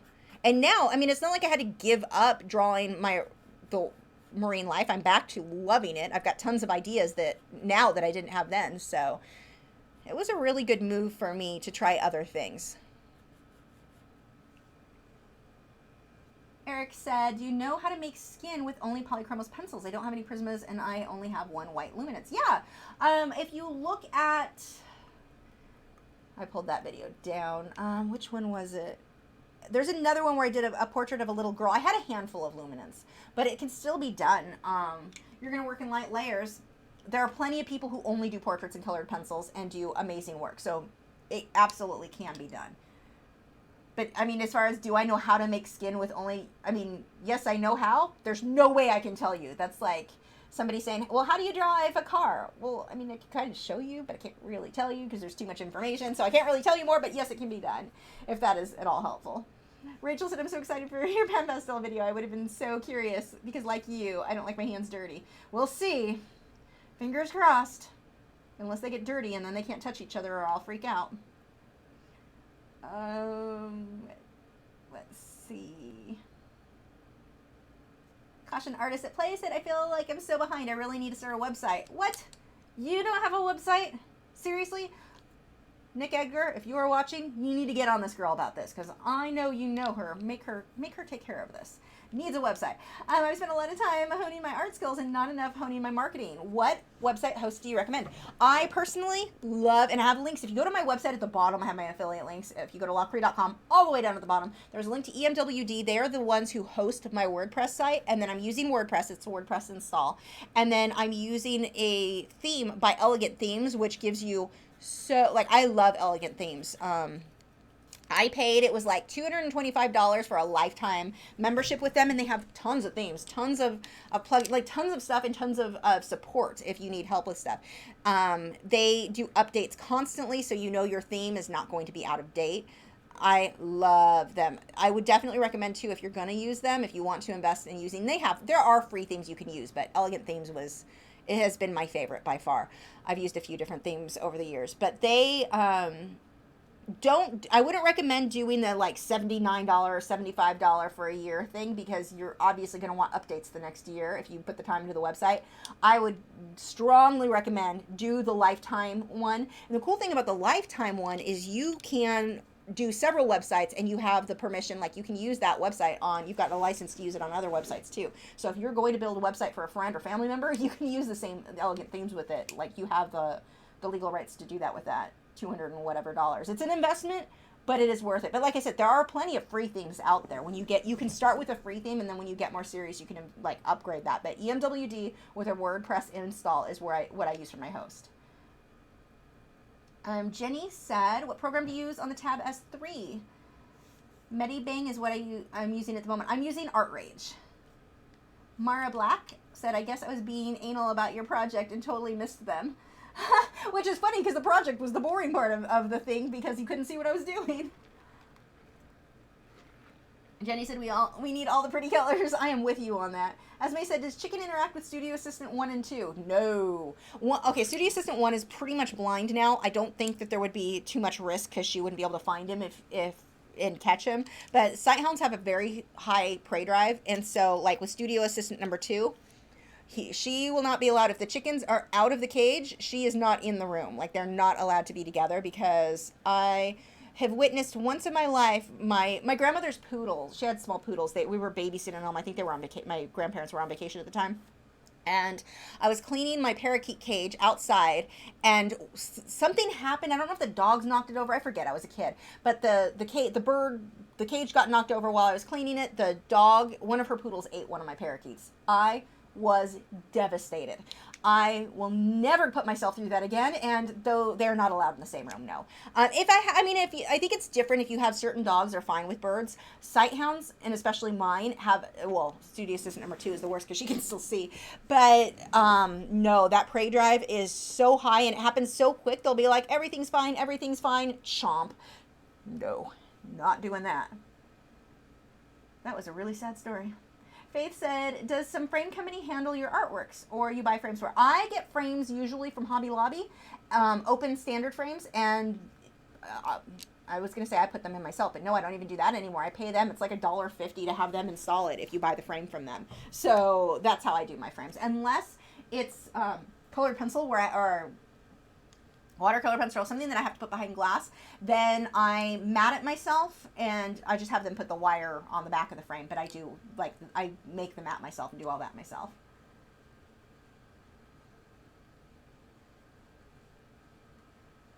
Here we go. That fine art guy said, in your opinion, what is the worst medium for realism out of any you've tried, minus things like acrylic pour? Oil pastels, I was not a fan of for realism. It can be done. It absolutely can. Not easy. Like, it would definitely not be my first choice. I mean, I used them for years, but I think other mediums make it easier to get the look that you're trying to get. So that would be personally my least favorite. I mean, you can make realistic art out of coffee grinds. So you can do it. It can be done. You will always find someone who can make it happen, but there are other mediums that are certainly easier. Caitlin said, have you poured resin over a painting? I'd be scared to ruin my art, but I love that glass look it gives. Also, any tips for moving and putting art in storage in the summer? Ooh, that one's scary. Okay, so for the resin, I've not, because the resin that I am familiar with yellows over time, and so I don't want that over the artwork. So I have not. I just use a gloss varnish, but I know that gloss is pretty. There may be resins that don't yellow. You'd need to research it, but most of them that I know of do yellow over time, so over the artwork itself, I don't choose to do that. Tips for moving and putting art in storage. Make sure it's not in the heat. An outdoor storage facility, no, would be an absolute no for me. Your art supplies are very likely to get ruined, depending on the art supplies you have, but no. Those would stay with me in a box somewhere where there's air conditioning, or, where it's not out in the heat would be the biggest thing there. I mean, I think about times that I had things in storage that everything seemed well packed and they still got ruined. So that makes me very, very paranoid about putting anything like that can get damaged in storage. Like I think I even had like yarn in storage that got damaged, and it's yarn. It should have been, you'd think it'd be fine, but no, that had to be thrown out. Like bugs got in it, and just depending on when you say storage, like I guess it depends on where you're storing it, but I wouldn't put artwork, or art supplies. Actually, did I read that right? Oh, you're putting actual art, not art supplies. Honestly, it's the same. I would be scared about putting artwork in storage. Not for the, God, it has to be the summer. That's like the worst month. Well, I guess it's dry, so there's that. I guess that could be worse. But you can have just the heat can cause some weird things with the artwork if it sits out not too long or if something's pushing on it weird. But you do want to make sure, like if it's canvas or anything, that you have glassine over it would be step one in front of it, and then wrapped in something to protect it, because other things that push on it, if boxes adjust and something pushes on it and it stretches it, and just, that's scary. I don't like the idea of art being in storage. That definitely, I mean, it might be fine, but it is so easy for something to go wrong there. I would avoid that as much as possible.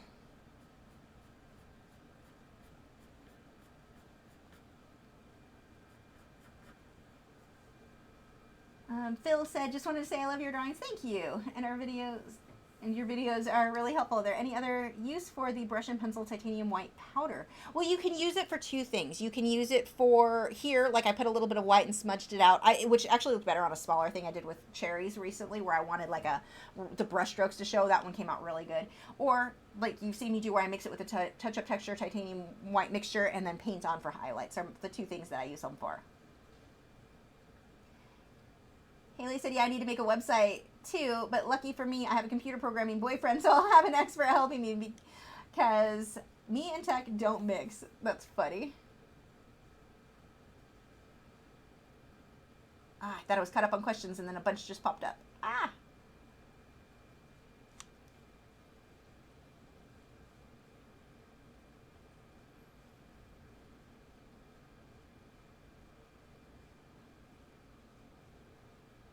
Would you be able to do a video on how you do your matte cutting? I'm not an expert, and I don't feel like I'm the best person to do a video on that. I might. I need to do it more. Like, I am slow, like so slow when it comes to matte cutting, because there's math involved. Me and numbers are just, no, just no. I'm very, very slow in order to get it right. I like my matte cutter. It's a Logan something. I forget what it is. But I don't know if I'm going to do that or not. We'll see, because I think if it was something that I cut mattes very often, I cut them like maybe twice a year max. So I don't have a lot of practice with it. Like, I can do it, but I don't feel like I'm good enough to really give you guys a valuable lesson on it. Mitchell said, I'm sorry for all these stumping questions. No. But what is your favorite drawing style? Realism. Definitely realism. I also like when realism is mixed in with like another style, like something that's more graphic, or like just the combination of two styles I really like too. Andrew said, I'm currently making realistic charcoal and pencil pieces. Any tips? Try not to smudge that charcoal all over. It wants to take over. Charcoal and pencil are the same thing for me. I don't really like layering them on top of each other that much, because the graphite's too glossy, it's too shiny, it's too slick.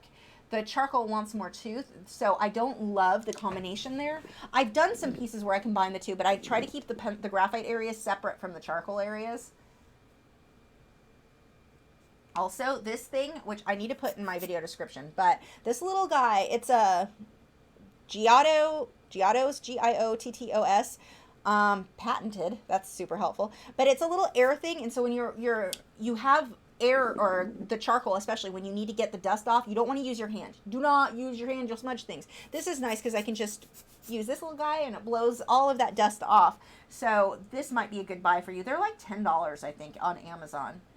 I need to put a link to this in the video description, because those things are wonderful.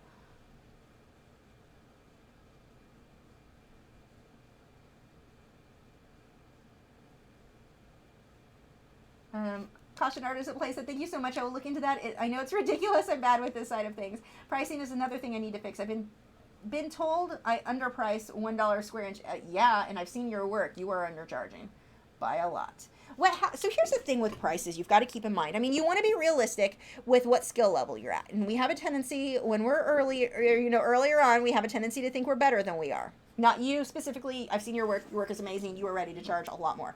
But I know for me, when I started out, I was like, oh, this painting's big. I want $500 for it. It was worth like $100 max, because it was big, but it wasn't very good. So I needed to I had to kind of have that reality check and realize, and that reality check came when I got better, and I could look back and go, okay, I was being ridiculous.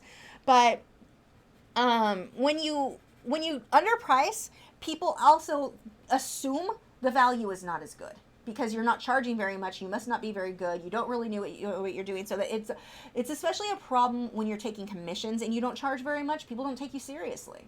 They will either try to screw you over on the whole, I'm not going to actually pay for this. I had that happen when I was charging $60 for stuff that I ended up upping the price to almost $300 for the same thing.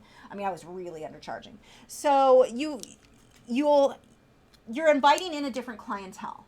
A group of people who are basically, they should go buy a poster, not a piece of art, because that's what they're looking to spend is, $20, $30, $40. They're not the same group of people who are willing to spend more. I mean, art is a luxury item. Your target shouldn't be, and I know some artists want everyone to be able to afford art. Great, that's what prints are for, in my mind. I mean, that's what I look at it. Buy a print then. But the artwork itself, when I charged less, I had more problems with my clients when I was charging less. I brought in a different group of people that respected the art, that assumed I knew what I was doing, which I did, but, well, other than pricing apparently, but it really made my life a lot easier when I raised those prices. And it didn't make me lose sales at all. I just had different clients. I mean, I'm not for overcharging somebody for bread or lettuce or something that you need to live, but art is a luxury item. That person doesn't need the artwork. So don't feel bad about them going, oh, it's out of my budget. Well, then it's out of your budget. Sorry. I would love some super, super fancy car. I can't afford one. It's out of my budget. I don't like that. The person who won't sell the car dealership who won't sell me a $200,000 car isn't being mean to me. I don't have the funds to pay for that. Like, it's unreasonable for me to expect to get something that is out of my budget. And it's the same with art. This is not something somebody needs to live. You're not withholding heat, electricity, food. That this isn't something to feel guilty about your prices. Your clientele, you really, it is better to reach for a clientele who are willing to pay a bit more. They're going to respect the artwork more. They're going to respect you more. They're going to value the artwork more. Mara said, I have a $250 Michael's gift card that I forgot all about. Do you know if they sell good quality pastels or the pans? No, I honestly don't, because I've never really looked into pastels too much before. Will I be wasting my card? Should I use it for other stuff? I don't know, honestly. Somebody else might be able to tell you. I don't shop at Michael's too often because their prices are ridiculous. Margine said, I don't mind the feel of pan pastels. They are different from regular pastels. Okay, I hope you're right, but I can't stand the feel of powder blender. Okay, that's funny. So the powder blender doesn't really bug me. I mean, I keep my hands clean. I don't want it all over, but that's funny. Scroll too far. Wow, I scrolled way too far again.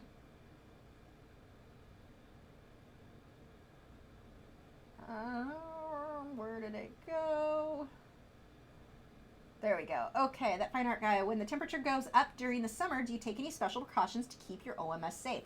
It's all in an air-conditioned room. I don't ever take it outside or leave it outside or anything like that. My house is always air-conditioned, so it's always like, it never gets warmer than like, at the warmest, maybe 78 degrees in my studio. Normally, like at the coldest is 66 at night, so it ranges between there. So I don't have to do anything special. I would not leave it in the car, that's for sure. Like, I don't take it out in the heat, so I don't have to worry. Faith said, do you have that feeling of collecting art material? Do you have that feeling of collecting art materials, even you don't use often? Yes, and I love them. And like, I mean, you can see my canvases. Actually, need to place an order for them. I love knowing they're there and available for me if I have like an inspiration for a specific size, and I know I have the medium. I know I have everything I need for it. My colored pencils, I need to place an order. I'm getting low on some of these, but yes, I'm with you on that. I just love having art supplies. They just make me happy. And I think that I might be a bit of a hoarder. I just have to keep it under control because I also like a really, really clean house. So it's kind of a weird balance to want to be a hoarder and want to collect all the things, but wanting everything clean. In my studio is not it's semi-organized, but yeah, I'd probably collect even more if it weren't for the case. Or that weren't the case. Phil said, do you use Prismacolor at all in your pieces? Not anymore, no. The only time I use them anymore, because I like my other pencils so much better, there's no reason for me to reach for those. The only reason that I do them now is when I'm doing a comparison video showing somebody like how this pencil blends versus this one, that sort of thing. So that's why I keep them and don't just give them away. Valerie said that she's extremely slow at cutting mats too. I hold off as long as I can and then do a bunch all at once. Oh my gosh, I always wait till like the night before I have to drop a painting off at a gallery. That's when I cut the mats. And then I'm stressing about it all day. Like, oh my gosh, what if something goes wrong? Do I have a backup mat if I accidentally cut something wrong? I don't know why I do it to myself every time. Go through this a couple times a year. Vladimir said, where would you place Liquitex Basics on a scale from beginner paint to pro paint? And do you always just seem to use basics instead of mostly heavy body? I think that was maybe why to you. I'm not sure. Okay, so here's the thing. Liquitex Basics, they're light fast, which to me, and they stick. They don't like peel off or flake off or anything like that. They're for professionals. They're not, they list them as being a student paint, but the quality is, I'm a professional. I sell my work. I prefer them. They work best for the way that I work. So it's not like, okay, colored pencils. We can go through like the Marco Renoir, I can't say it, Marco Refine, those pencils. Those are more for beginners. They're not light fast. They're not something that your work is going to last on. That is not the case with Liquitex Basics.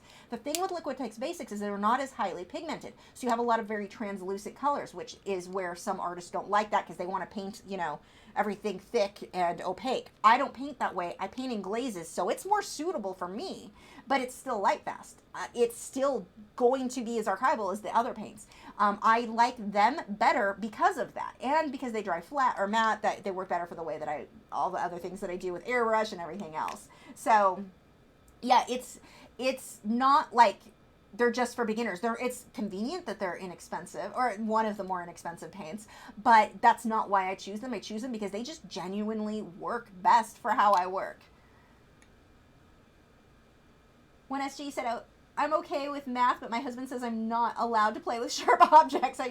I shouldn't either. My mom says I make her nervous with pointy objects. You know, I bought my mom a new knife set because I went to her house and her knives, you can't cut through anything. I was trying to cut a mango with her steak knife. It wouldn't cut. I couldn't cut the skin of the mango. Like, what?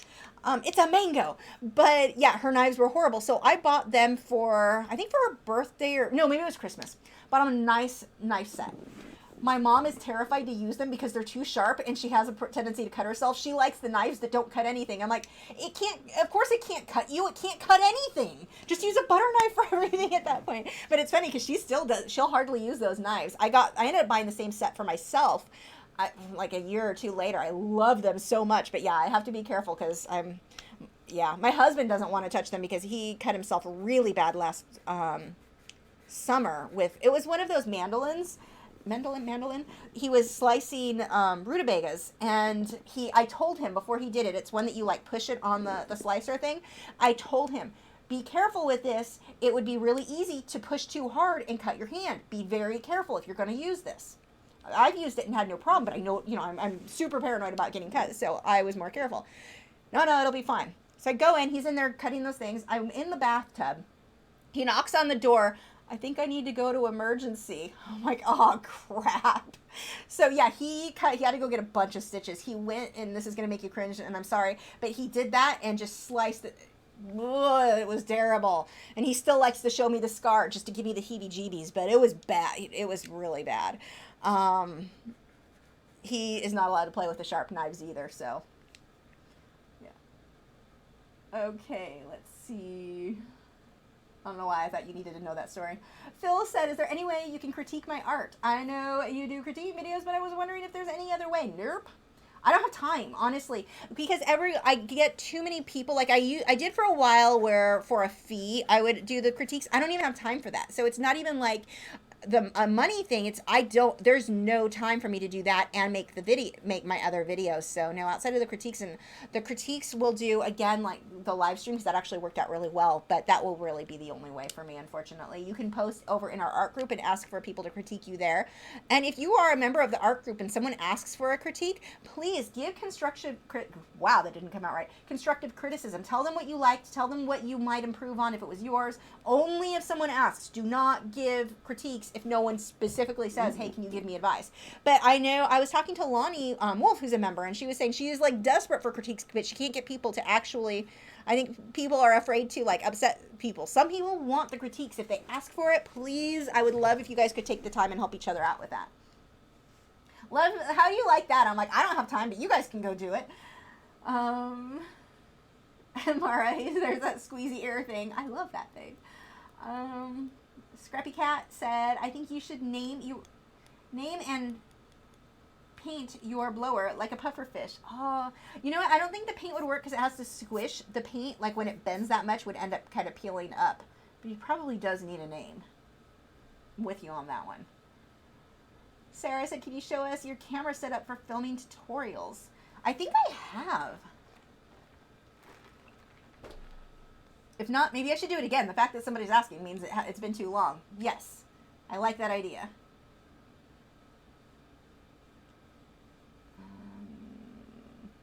Scroll too far again. Carla said, placing orders for and receiving art supplies is like Christmas. I agree. And the reason my UPS man carries a gun. Oh my gosh. Mitchell said, you're one of my favorite art channels. Oh, thank you. I can't wait till the end result of this drawing. Me too. It'll turn out amazing. It better. I'm determined. I have a really good reference photo to work off of, so there's no reason it shouldn't come out good. The reference photo makes such a difference. Caution Artist at Play said, thank you. I will definitely up my prices. I have an art walk coming up next month. Nice. Now see, okay, so this gets a little bit fuzzy. Art walks, people are not willing to pay that much. I still say raise your prices, but art walks, I guess it depends on where you're located. If it's a super high-end area, then yeah, you can sell your work for a good, what it's worth. But art walks, I found it was better to sell prints and postcards. Like I had my originals there, but I could sell like much more easily. Like if anything was over $100, even though at $100 was hard to sell, but the prints and postcards I made the most money off of. So make sure to have those if you can. Phil said, what are the best pencils that you use for portraits? I use a combination usually of my polychromos and luminance.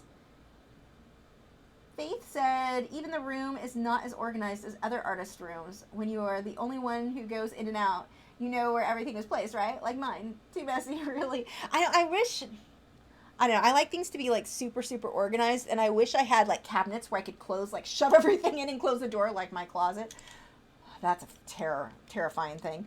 But right now where I'm at, it's just not a possibility. But someday I'm going to have cabinets where things can be like hidden.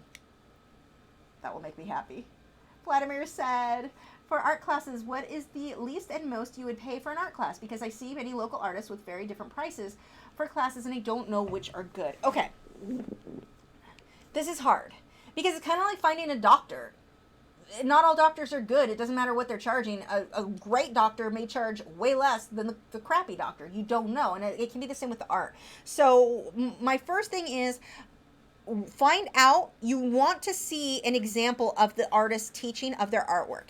If they cannot create, if they are not creating artwork that looks how you want your work to look, I wouldn't bother with that class. That's just why. A lot of people are teaching classes when they themselves they're not necessarily all that skilled. That sounds super mean, but let's be realistic. If they can't do it, how can they teach you? I mean, you wouldn't have someone teach you how to drive who doesn't know how to drive. That's stupid.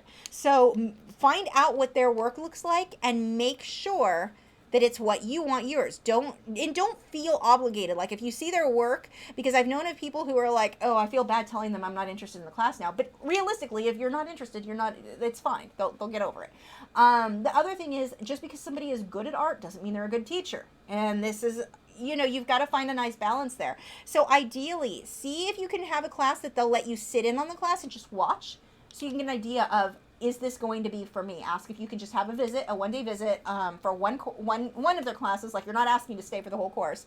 But a good price, I can't tell you what a good price is. It depends on the teacher. It depends on what it is you want to learn and what they're able to teach. Some teachers will do where they charge you for, a 4-week or a 6-week class all at once. You pay up front for all of those classes. Some teachers do like what I did, where I just charged for whichever classes you showed up for. It was like $20. That was it. For a 2-hour course. So, although I've also done workshops where you finish the whole project, which are really cool. I mean, there's not anything where I can say this is a good price. It depends on way too many factors. But I do recommend go see if they will let you sit in for one class, or even just for 15 minutes. Like, even because you don't want them to think you're trying to get something for free. You just want to see if you think that it's going to be a fit for you. So, and if they won't let you do that, then no. Now, a workshop is not going to probably let you do that. Don't be mad at that. But if it's like an ongoing class, they should be fine with you sitting in for a few minutes. And if they're not, then that's probably not a teacher you want to deal with. I hope that helps. Angie said, when you airbrush, do you have trouble with overspray or do you have a filter? Not really. I mean, I use templates sometimes. It depends. Like, you mean overspray around the room? Only when I'm doing something really big and I'm using bad techniques. But when, not bad. I mean, not bad enough that I need to worry about getting it on the walls or anything. Well, behind me is the drop cloths or the backdrop, so it wouldn't matter anyway. But, I mean, I'll have the airbrush stuff settle around the room. But it's not terrible. When it's on, let's say I was airbrushing her hair and I didn't want it to get on her face, there are tools that you can use to put it in place, like guards, to keep it from overspraying over here. So those are helpful. Hopefully I answered that okay. No, or answered your question. Where did that go? I had one from Nicole. Nicole said, my grandma bought a knife set for everyone in my family, and within 2 weeks, both my aunt and my uncle had sliced open their fingers. Oh no, I needed stitches, so I refused to use them. You have to be careful. Like, I'm super paranoid. I shouldn't say that now. I'm going to go cut myself. But my husband is not careful enough, apparently. He's more careful now. Now he's terrified of them. What was the art group called? It Lachri Artists Group, I think. If you go, it's linked in the description.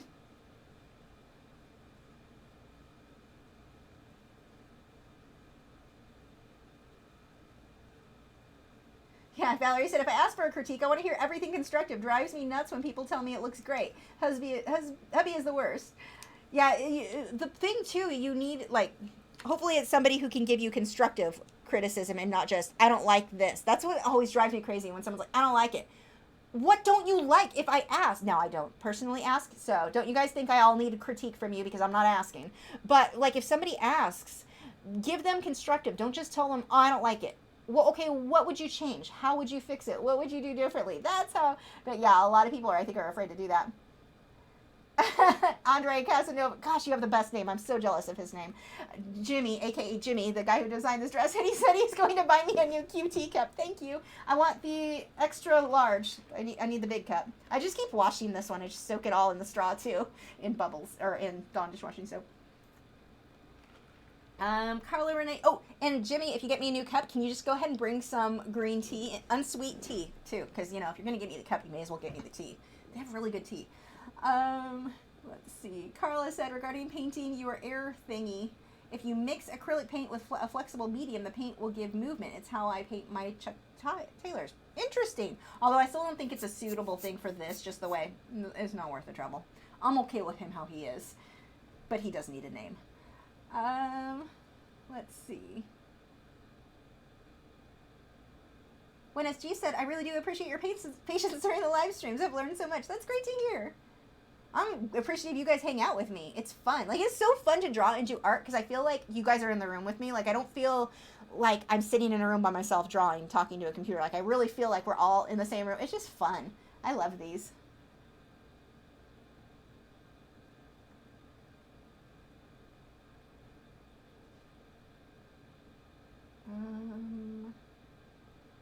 Let's see.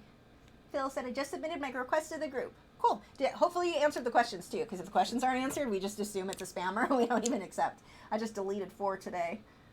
I think the other mods are more patient and they'll remind people, make sure you answer the questions. I see it and I'm like, you didn't answer the questions? I'm assuming you're a spammer. One of my favorites was somebody who actually had me blocked. What? Like, you know it's a spammer if you have the mods or the owner of the group blocked. Faith said, have you experienced that your client demands that she wants to make her red or her more curly or straighter than the original photo? I don't typically do it. You'll also have people who want to look thinner. Eat a different diet? Like, I can't fix it for you. I'm going to go with what's on that photo. I'm not going to change certain things. I mean, you'll have people too with pet portraits who are like, okay, I want my dog to be less gray. Unless you've got a photo where you can show me what color you want that dog to be, I'm not, I'm going off, that's what I do. Photorealism, I'm working from a photo, not from my imagination. So no, that's not, you'll often have clients want certain things that are different. Like, I mean, I had one lady who, she was actually one of the only people who I ever kept the deposit on, who decided after she loved the painting, then months and months go by, she never paid me for the finished painting. Then she said, well, my husband doesn't really like it. You hired me, you followed me through the step-by-step and loved it. No, I'm keeping the deposit. Like, you're still paying for this, or at least the deposit, and I'm keeping the paintings. But this same woman, she had wanted, she's not someone I'm in contact with anymore. She actually ended up being kind of, she wasn't fun. She kind of lost her mind. But anyway, she, I don't talk bad about clients typically, but she's a good example of this, and she's not someone I would ever work with again because stuff. But she had a portrait she wanted me to do, and she liked her husband in this one and her in this photo. Okay, well, you're at different angles and different perspectives. I can't do that. Well, I look too old. I look too fat in this. This looks too fat. I can't. If I change it, you're going to then say you look weird. So no, I'm not changing it. Either you like the photo that you provided me with or not, but I'm not an artist who is going to change. Some artists will do that and be fine with it. I'm not one of those. I'm not doing it. I'm not comfortable with it. No, I'm not changing. You know, if you want something different, like in this case, if this girl came to me and was like, well, I want my hair curlier. Okay, I can use this part of the portrait if you get me another photo with your hair curlier for me to look at. I can't make it up out of my head because I work from photograph. I can change certain things, like if she wanted her hair a bit more red, I would want her to show me a photo with more red so we were on the same page of what shade of red she wanted, because my idea of red might not be the same as hers. So those type of things, I mean, I can change to an extent, but it depends on what it is. Eduardo said he just bought a set of 72 Prismacolor. Some tips for a beginner. Greetings from Spain. Oh, you're going to have fun. Okay, so when you sharpen Prismacolors, they are moody. Oh, dear God, are they moody. They're like, I don't know, 12-year-old girl, or at least what I was when I was 12 years old. So when you sharpen them, I'm going to give you a couple tips. Your best thing, get an electric sharpener. I had way less breakage when I used a decent electric pencil sharpener. So that is step one tip from Prismacolor. Next tip. You don't want a sharpener. Let me see. My back needs a break, so we'll just do this. So I'm going to sharpen this pencil with, this is a Coombe long pointed sharpener, which you do not want for your Prismacolors, and I want to show you why. I probably need to empty this out. Hold on one second. So I do have some good tips for you. I mean, my main tips are going to be on how to get your pencil sharpened without breaking it, because it's going to frustrate you. And you will have breakage. Don't drop them on the floor. They get really moody then. But you want, ideally for a Prismacolor pencil, don't sharpen it to as fine of a point, because if you do, it's more likely to break. So this would be an example of a really long point. With Prismacolor, ideally go, a lot shorter. So get a sharpener if you can that is not super, super long. The longer it is on Prismacolor, because it's a very soft lead, it's more likely to crumble and break. These ones are an oil-based pencil, so they're not going to break, so I can sharpen to a finer point. But that's one thing. Your next tip, when you're sharpening a Prisma, this one's not a Prisma, but just to give you an idea. So don't stick the pencil here and twist this way, because you're kind of wiggling back and forth. You're going to cause pressure, like these pressure points that you don't want. Prismacolor, like I said, super moody. So instead, hold your pencil stable and twist the sharpener around it. This is not a good sharpener for that, but see this point too? That's a better point for a Prismacolor, where it's shorter than this one. You're going to have better results. So that, I would not want that long on Prisma. About like this would be good. But if you can turn your sharpener around the pencil instead of the pencil into the sharpener, that will help. But better than anything is get yourself an electric sharpener. That is going to be the best for keeping them sharp. You're going to want to still work in a light hand. It's going to be tempting to just push really hard to get a lot of color, but you can't get layers that way. You're damaging the tooth of the paper. So really, from then on out, all of the other tips I have for color pencils, all my other videos are going to be the same for you, but sharpening is the thing that's like more, it's different. So those would be my tips for you with those. And have fun with them. And you will hear me talk crap about Prismacolor all the time because they break, and it's a quality control issue I have with them. But don't feel like you can't create awesome work with it. Don't get discouraged and go, oh, then I can't do anything very good because I only have Prismacolor, and too many artists don't like Prismacolor. There are plenty of artists who only use them because they love them. Don't be discouraged by that. When I talk about them, the majority of my complaints, one, a lot of them aren't light fast. Two, the breakage just irritates the crap out of me. But if you're okay with those things, then you can create the most awesome, very awesome. I don't want to say the most awesome, like they're better than other pencils. You can create really, really awesome artwork with them and have fun. And don't be discouraged when your first pieces are not what you wanted. You've got to find the right paper for the way you want to work and just how much pressure to add. It's just going to take some practice.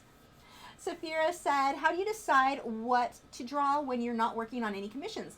I always spend hours looking at reference photos trying to decide what to draw. I do that too, and I try to give myself a one day. Like, you've got one day to pick something. For me, I can't take longer than that. Not just to pick something, one day to pick something and get it drawn out and ready to go for the next day. So, like for... I try to think about the next project while I'm working on my current project as much as possible, but that doesn't always work out. So like right now, when I'm done with this, I'm going to do some clouds and pan pastels for the next live stream, hopefully the next live stream, if not the one after. And then after that, I'm going to do another pan pastel piece that's like a big project like this, that's really detailed. I have not yet decided what it's going to be yet, though. So I've got to start looking at reference photos. I've got a few websites that I'll look through. I'll go through wildlife reference photos and Storyblocks. Both of those are paid services. And I will also check Pixabay. I will look through my own reference photos that I've taken. Like, I'm going to go through a bunch until I find, like, what makes me excited. Like, when you see something and you're like, I can't wait to start this project. For me, that's when I know I picked the right, when it's the right one, or how I decide. When I get super, like, I can't wait to start. Caution Artist at Play said, thanks, had a feeling that would be the case with the art walk. So I did order some prints. Good for you. I don't have high hopes. It's my first, but I think it will be a good experience for me. Postcards worked out really well for me. And what I would do, Vistaprint, get the high gloss, get the ones that I send out for Patreon. I spend extra to get the thickest cardstock I can, the highest gloss I can, because they just look better when they're printed that way. I used to sell postcards for $2.50 a piece, or they could get 3 for $5. I sold a lot of those. People would be like, people are paying that much for postcards? Yes, they are, especially if it's a postcard of a painting they saw the original of, they got excited and they wanted a postcard. No one even batted an eye at those prices. That was 10 years ago. You probably do a lot more than that even. You could probably go $3 a postcard, or for, $3.50 maybe. My back is angry at me right now. But Vistaprint are where I get my postcards from. I like theirs. I've been really happy with those. That's not who I do any other prints from. I don't like the quality of most anything else, but I love the quality that I get with their postcards. Carla said, I used to allow the client to make 3 changes before our final, but no more. If they follow me on social media and mention something, then we can address it. But otherwise, yeah, you want to set a limit on how many changes or what changes. And like the client that I had problems with, that we'll just say I fired her as a client. I won't work with her again. But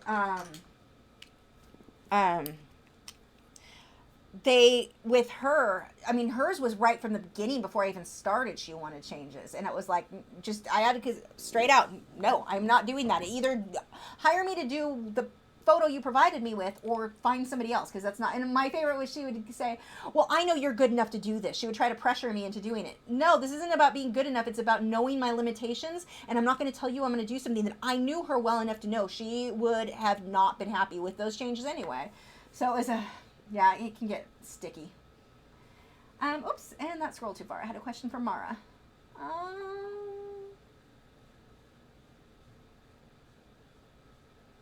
Can't stop this. I'm not doing enough that needs to be recorded. Mara said, how do you handle people who make negative comments about a piece? But that's the reference photo, and you can't just show the comparison, like cross-eyed Siamese, for example. Well, if you can show the photo, then great, because sometimes it is suitable to do that.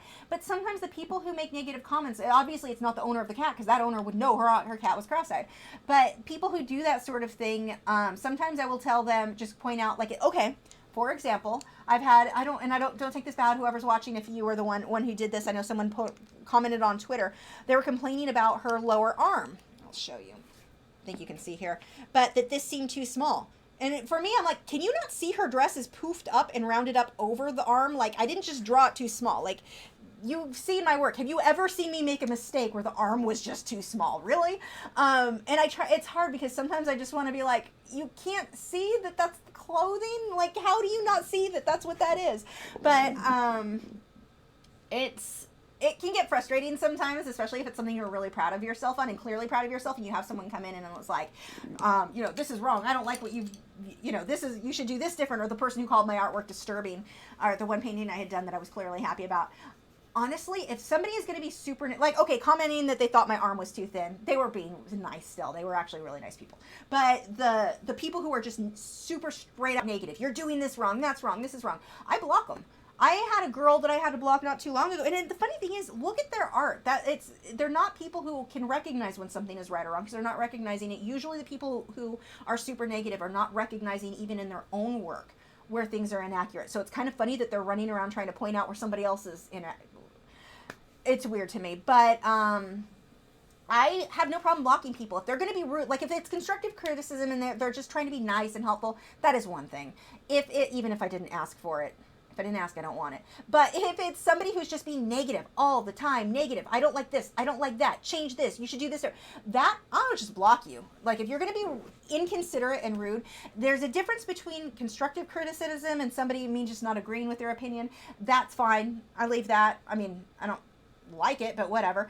But people who are just being negative and mean and you're doing this wrong, I don't like this, I don't like that, and they're not your client, like if you're not buying something from me, you don't get to say any, like, I don't need to. I like the block button. I think it's a good feature because why? Like if you're just going to be negative, and usually, like I said, usually the people who do that are not super skilled themselves yet.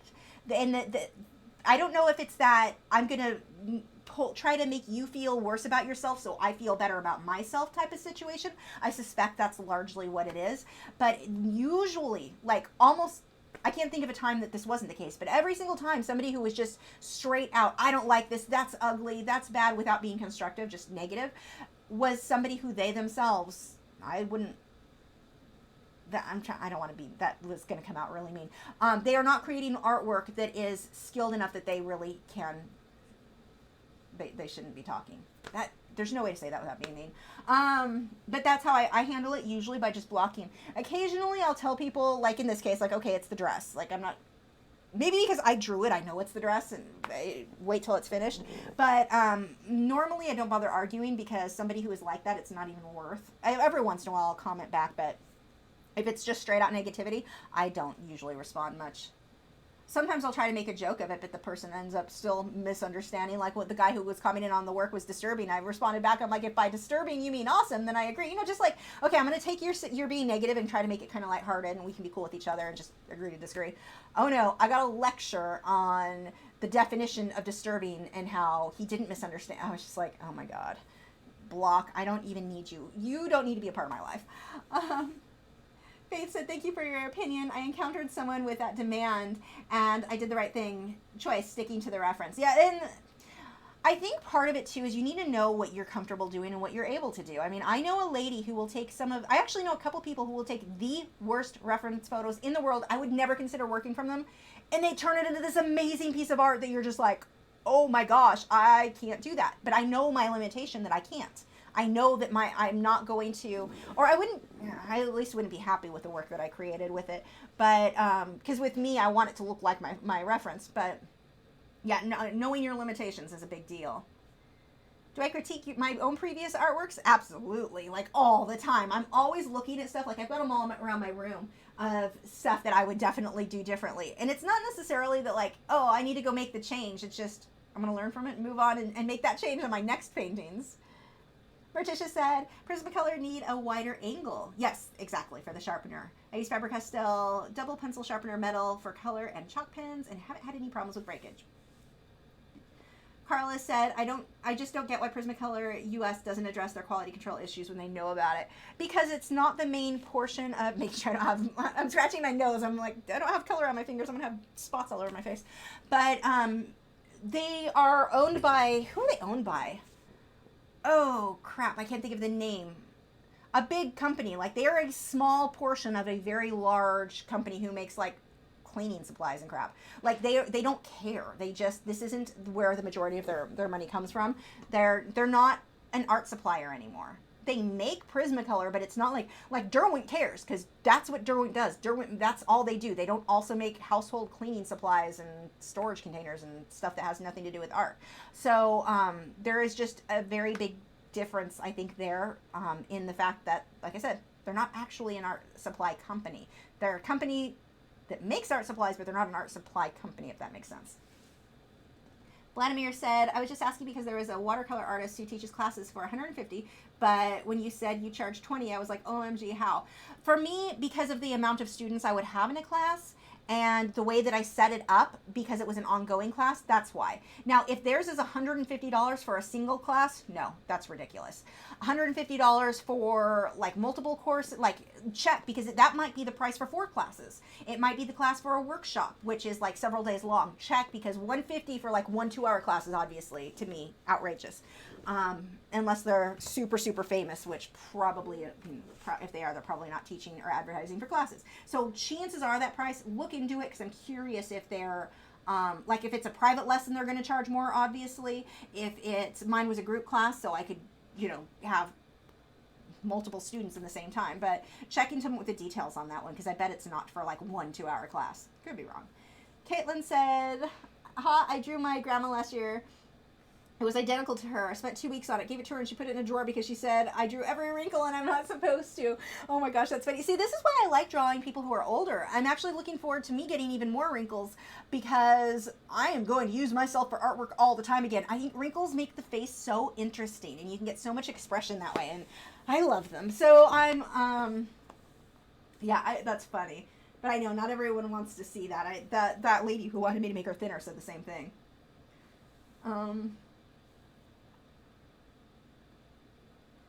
Phil said, I meant to ask in the last live stream, but how do you sketch your drawings onto your vinyl papers? Do you use a light box? Do you use a trace sketch? I use all kinds of methods. Sometimes I trace from my computer monitor. Sometimes I may freehand it and then use a projector, like take a photo of the freehand, use a projector and project it onto the canvas or the thing.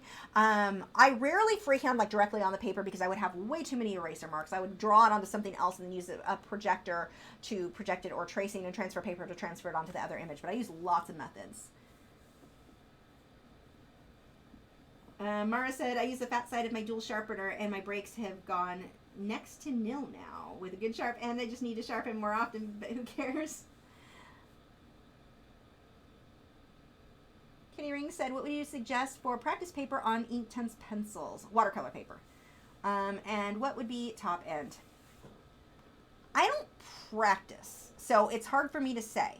I jump into a full project, and that is that's how I practice. That's how I learn.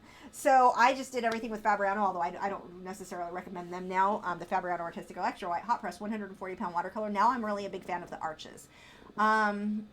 I mean, it's hard to practice when the paper isn't doing what you need it to do, so it's kind of hard to learn, because when you work on your good paper, then you're going to have slightly different results. So I practice on I make a full piece. It may not be my best piece, but I'm still going to use the best, what paper I think is most suitable for that medium. So I am no help to you. I'm liking arches right now, though. Thoughts on IGTV? What is IGTV? So no thoughts, because I don't know what it is. Oh, is that the Instagram? They're going to have more... I'm wondering if that's the Instagram having longer videos, if that's what you're talking about. I'm not sure if you are, because I don't know what it's called. I'm kind of excited about that. I think it'd be fun to do, like, just little live streams, little quick Q&A things that can stay on there. There have been times where I have videos that I would like to be a little bit longer and upload, and they just don't fit. So I think it's pretty cool. You can tell my back is really angry. I'm sorry I'm sitting in weird positions. I'm, like, over here doing some weird kind of yoga.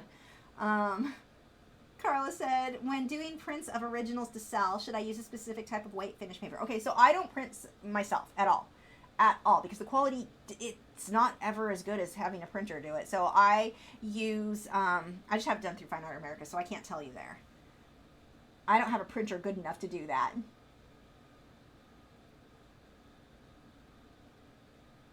Let's see.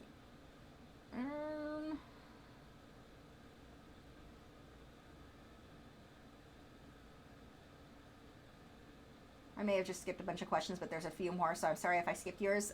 This thing just scrolled by like crazy. Camellia said, I've yet to have problems sharpening my Prismacolors. I use the Derwent Helix manual with a very fine point. No problems. Nice. And sometimes with Prismacolor, you may just get a lucky batch. Because I've had some that I had no problems with, and then another, I'll go buy the same colors again, and now it won't stop breaking even though I'm doing everything the exact same. So, I mean, Prismacolor, it's just hit or miss with them. Mara said, I had someone call one of my backgrounds regurgitated exorcist throw up. It was so unexpected. I laughed and still laugh because it was so outrageous. I would block that person. That's not somebody who, not somebody who would ever buy anything from you, so why even have them on there? And B, why? Just no. I block people. Like, I had somebody all the time. I mean, I get it all the time. People telling me how effing annoying my voice is, or how I talk too effing fast, all the swear words, of course. They'll go on and on about that. Block. Then you don't need to be watching my videos then. You sure don't need to be commenting on them. So yeah, I don't feel guilty about the block button myself. I know a lot of YouTubers will say, no, let people, you know, because it gets the conversation going. I don't want that negativity associated with the videos. I don't want people coming to my channel to watch the drama. Maybe I would grow faster if I let the drama continue on, because I know you guys will stick up for me when you do read it, but I don't want you to have to read that. I don't want you to have to, although I guess it might be encouraging if you see that I get the same negative comments too. But I just don't like that kind of, I don't need that in my life. Block. Fiona said, hi Lisa, when are you going to do a review on the Derwent Lightfast? I don't even have them yet, so I'm not sure on that. We talked about it earlier in live stream. You said that you're late, and if I've answered, you'll say you'll be watching from the start later. We talk about it more later, but I don't have them yet. I'm hoping for when the more colors come. Sarah said, I've had some nasty comments on my blog from people pretty much saying I should quit drawing, and I don't even have a name where you can look them up and who they are or what they're doing. Yeah, it's frustrating. I don't have it to where people can even comment on my blog, because that's not what I'm not. If you have a blog, you have to like respond to people. I don't have time, so I just turn off comments on mine. So I mean, people like reading comments, I know, but for me, it was unnecessary because it wasn't something I was going to answer, so I just turned them all off. Yeah, you will get some people who are just jerks. The joys of the internet.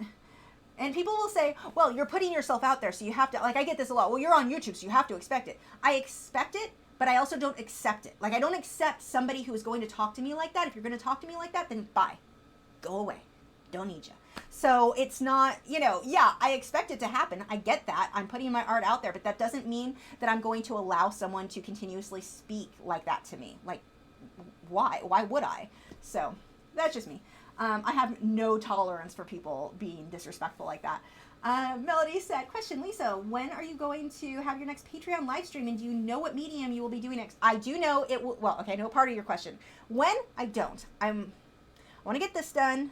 Start the pastels. I would say within the next 3 weeks, we'll have it'll be a Saturday again, the next Patreon only live stream. It will be watercolor pencil. That was the most highly requested medium. So I'm going to work in the watercolor pencils, but if you're working in Inktense, you could do that if you've got Inktense pencils. You can follow along with colored pencils and pastels if you wanted to. You can follow along with whatever, because a lot of what we'll be talking about is always going to be the contrast, what colors, how we're blending to make something look realistic and three-dimensional. I don't know what we're going to do yet, but I do know it's going to be watercolor pencils, because that's what everyone wanted to see. But I have to find the right project. It's going to be within the next few weeks for sure, though. Wolf Girl said, when you sold your first paintings, how much did you sell them for? I think $125. It was at the Angels Gallery in the Pomona Arts Colony, and it was, I'm pretty sure, one of the first ones, if not the first one. It was an above and underwater scene with a moon in the background, and purple or violet were my main colors for the water and the sky, and then orcas. I'm pretty sure that was the first, or close to anyway. And it was a 16 by 20 inch acrylic painting, and that would have been about 20 years ago. KM said, what kind and size of light box do you use? I don't even use the light box anymore. I use my computer monitor, but I don't think I have it in here. I don't know where it is. I have the one by Cricut. It is amazing. That's the one that I definitely recommend. I did a review on it last year, and I think quality, the brightness, I loved everything about it. So if you look up Lachri and Cricut, it should come up, or Lachri and Lightbox, it should come up. But I really, really liked that one. And you don't need a big light box. That's the other thing. Unless you've got a printer that is printing this big, you don't need a light box that big, because your print that you're tracing over is only going to be 8.5 by 11 inches. So you do not need anything larger than that. You can work on a larger paper and just move the print or whatever around on it, but don't think that you need this giant. If you're going the light box route, you're going to need that. Well, with me, I've got the 27-inch monitors. If I'm going to trace, I usually use those, so it's kind of nice because it's bigger and it's easy to blow up or get it the size of whatever paper I'm tracing over.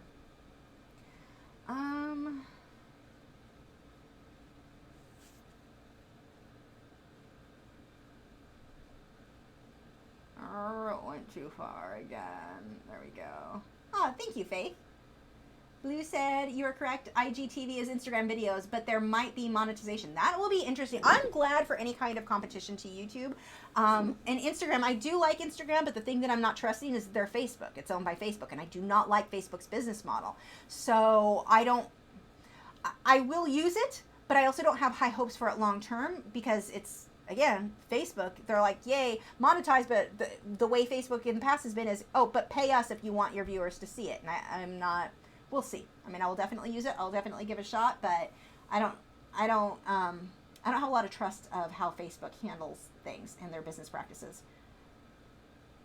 Let's see. Catering said, thank you. I thought about the same about paper, but I've done fabrics painting, so I'm not familiar with different papers. Jasmine said, I can relate to the desire to work in different mediums. It's so enjoyable to learn and experience alternative styles. I agree. Phil said, I like to draw Marvel and DC characters from movies realistically. So, like right now I'm drawing Thanos. I've recently drawn Captain America, Spider-Man, Black Panther, and my sister. Well, your sister's safe enough, but the rest of those? Careful with fan art, and especially Marvel is owned by Disney, and we all know, yeah, Marvel's Disney, yes. We all know Disney, I get Marvel and DC mixed up sometimes, they're huge fans of slapping copyright lawsuits onto people. So while it's fine to do it for fun, do be careful of that. I mean, depending on where you're uploading, obviously you can't sell it, and you didn't say that you were, but even uploading fan art sometimes they get weird about. So just, you know, be careful about that. Vladimir said, the artist does charge $150 per 2 hours private, by the way. Okay, it's private. That is a bit different, but like... If I were to do private lessons, I would have to charge that much just because I don't have time. But I don't know that my lessons would necessarily be worth that at the same time. You can't get that much done in a 2-hour class. So I don't know that $150 is, I don't know. If it were me, I probably wouldn't do it unless I was like so wanted to work with that artist. But I don't think, I don't know. I mean, I would look and see what else is out there. We'll go that route.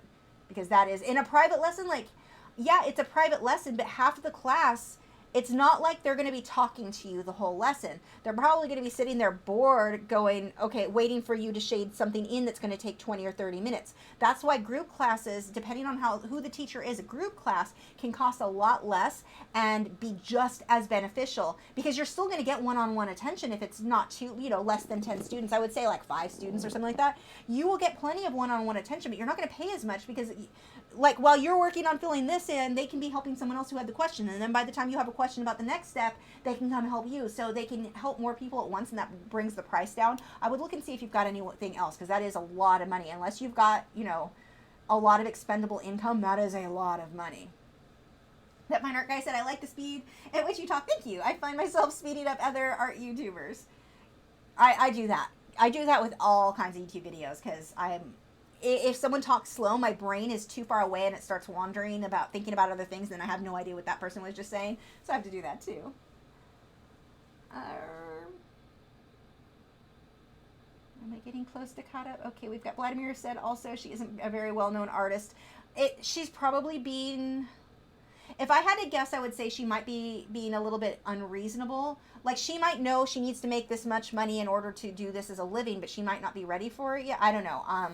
I'm going to go ahead and say that I wouldn't probably take that class. Again, I don't know who this is, so I'm not really bad-mouthing anyone specifically. I'm just saying, from the information you've given me, I probably would keep looking. Sarah Makes Art said, I pretty much decided if someone can't demonstrate that they know better than me, I'm not going to listen to their criticism. And that's basically, that is a very good way to look at it. That's how I look at it. Yeah, good way to view things. Eric Draws said, I just want to say I missed your live streams lately. Hope to watch more. Yeah, I haven't seen you here. Glad to see you now.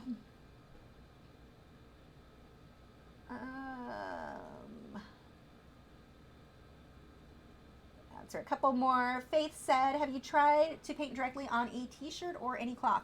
Yeah, I have in the past. I can't remember how long. It's been a long time. I don't enjoy it. It's not my favorite. Which is why I don't do it anymore. Eduardo said, question, which is the best blending pencil for Prisma? I heard the Caran d'Ache is best. For Prismacolor, so if I'm going to use a colorless blender, I'm going to use the Prismacolor colorless blender. That is my favorite there. The thing that I do like about the Caran d'Ache is that it's a woodless blender, but it's not, you know what? Why don't we do a quick demo? I'm gonna move this. We're gonna just test this really quick. I know we've got to wrap this live stream up, but this won't take me long to test. Let's find out which one does work best. So, that paper should work. Let me grab some Prismas. Where are my Prismas? Oh crap, I may have lost them.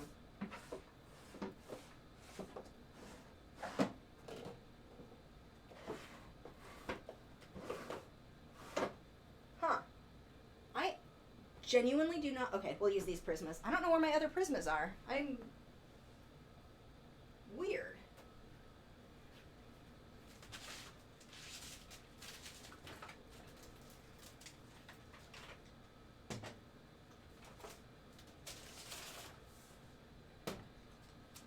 Let me get the blending tools now, and hopefully I've got a, do I have a Prisma colorless blender in here? Lyra Rembrandt. I'm gonna have to go hunt that down. Where the heck are the rest of my Prisma colors, though? That's kind of, how do you lose a whole thing of Prismas? Are they in this?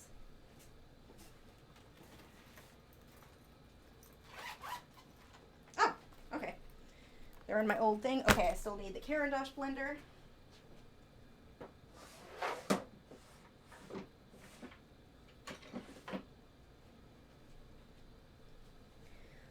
Okay, let's find out really quick. So let's move this out of the way.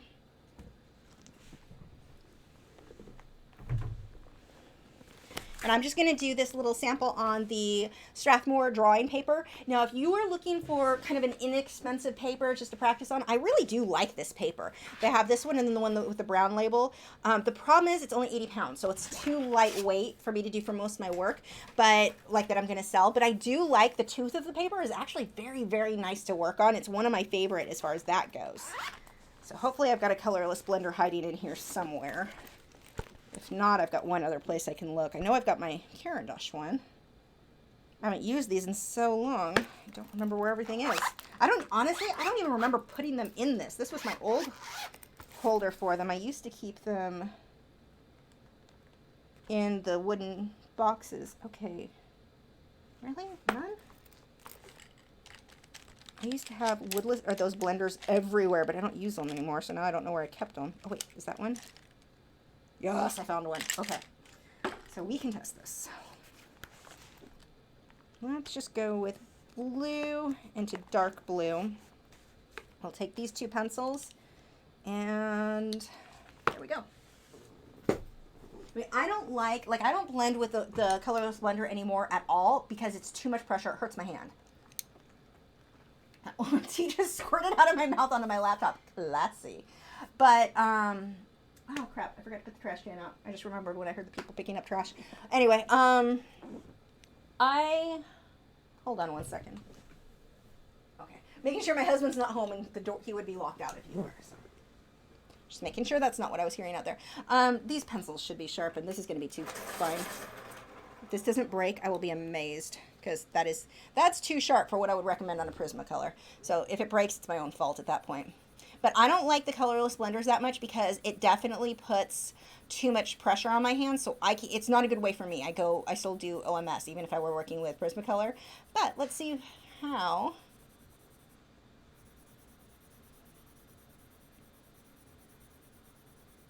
And I'm being super sloppy and messy, so this isn't necessarily the best demonstration ever. But I don't want to take all night to do this. So what you're doing with those blenders, you're actually burnishing. It's not really blending so much as just jamming the color into the paper, which means you're not really going to get any other layers on that. So that's something to keep in mind too. It's, like I said, well, there's many reasons it's not my favorite, but that is definitely a big one. Because once you burnish, that's pretty much, I mean, you're not going to get much on top. I want to make sure I've got a good amount of pigment, so I'm going to layer this over it again.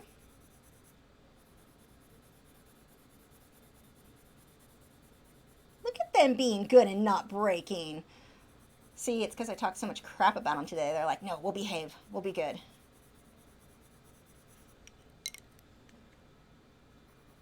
Again, I want lots of pigment on that paper before I blend, because not much is going after. Okay, so these are going to be about the same. Let's go ahead and see now with the blenders. We will do the Caran d'Ache here, and the Prisma. This is the Blender Bright, and Prisma Colorless Blender.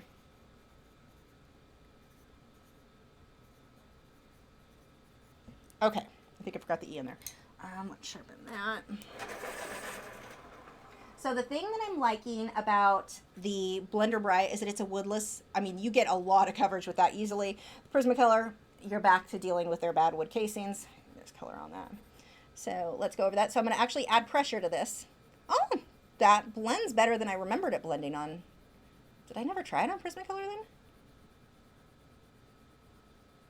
So I'm adding a lot of pressure. I'm pushing pretty hard.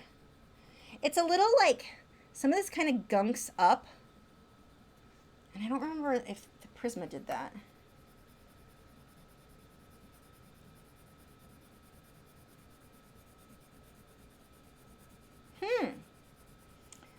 Okay, I may take that back.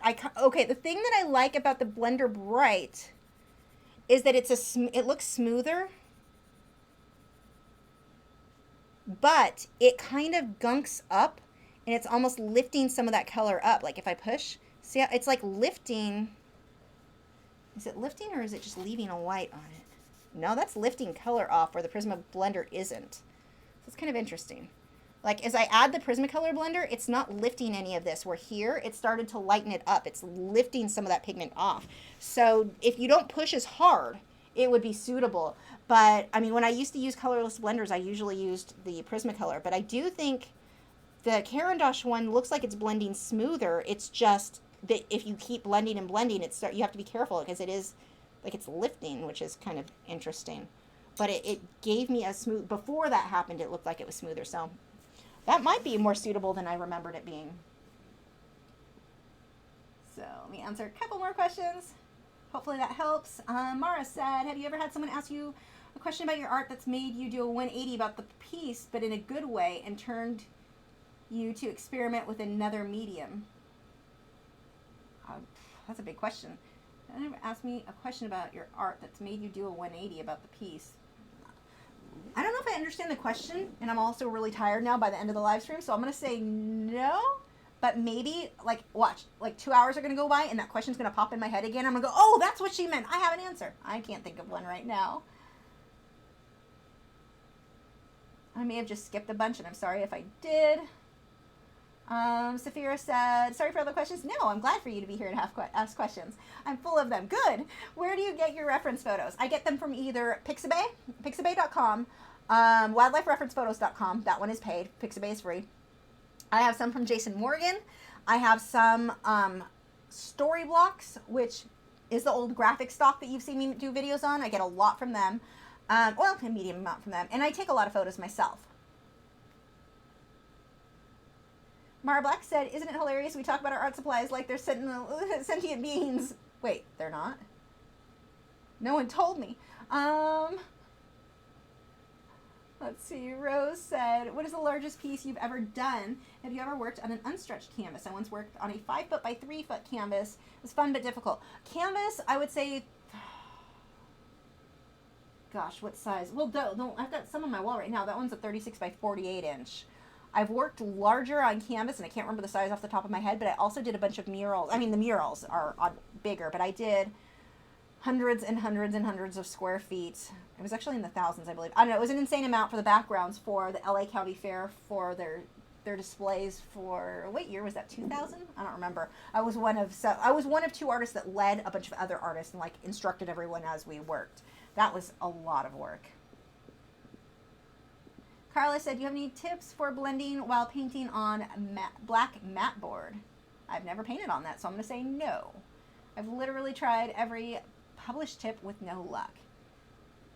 When you say blending, I don't know what medium you're working on. So if I like colored pencil, Black matte, no, I've worked on black paper, but I just use OMS. It's black paper, like if you're working in colored pencils, your colors are never going to be super bright. It's kind of weird the way that it blends. I don't know. It's not, there are only certain projects that I like black paper for, not many.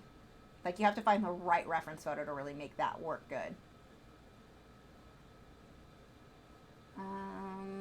Okay, it is 10:22 and my back does not want me sitting here, and I don't know why it's this angry. It's been doing good the last few days. It is really angry. Well, it was a little angry when I did all the postcards the other night. That was a lot of work. Anyway, if you're following me on social media, you know what I'm talking about, or at least on Instagram.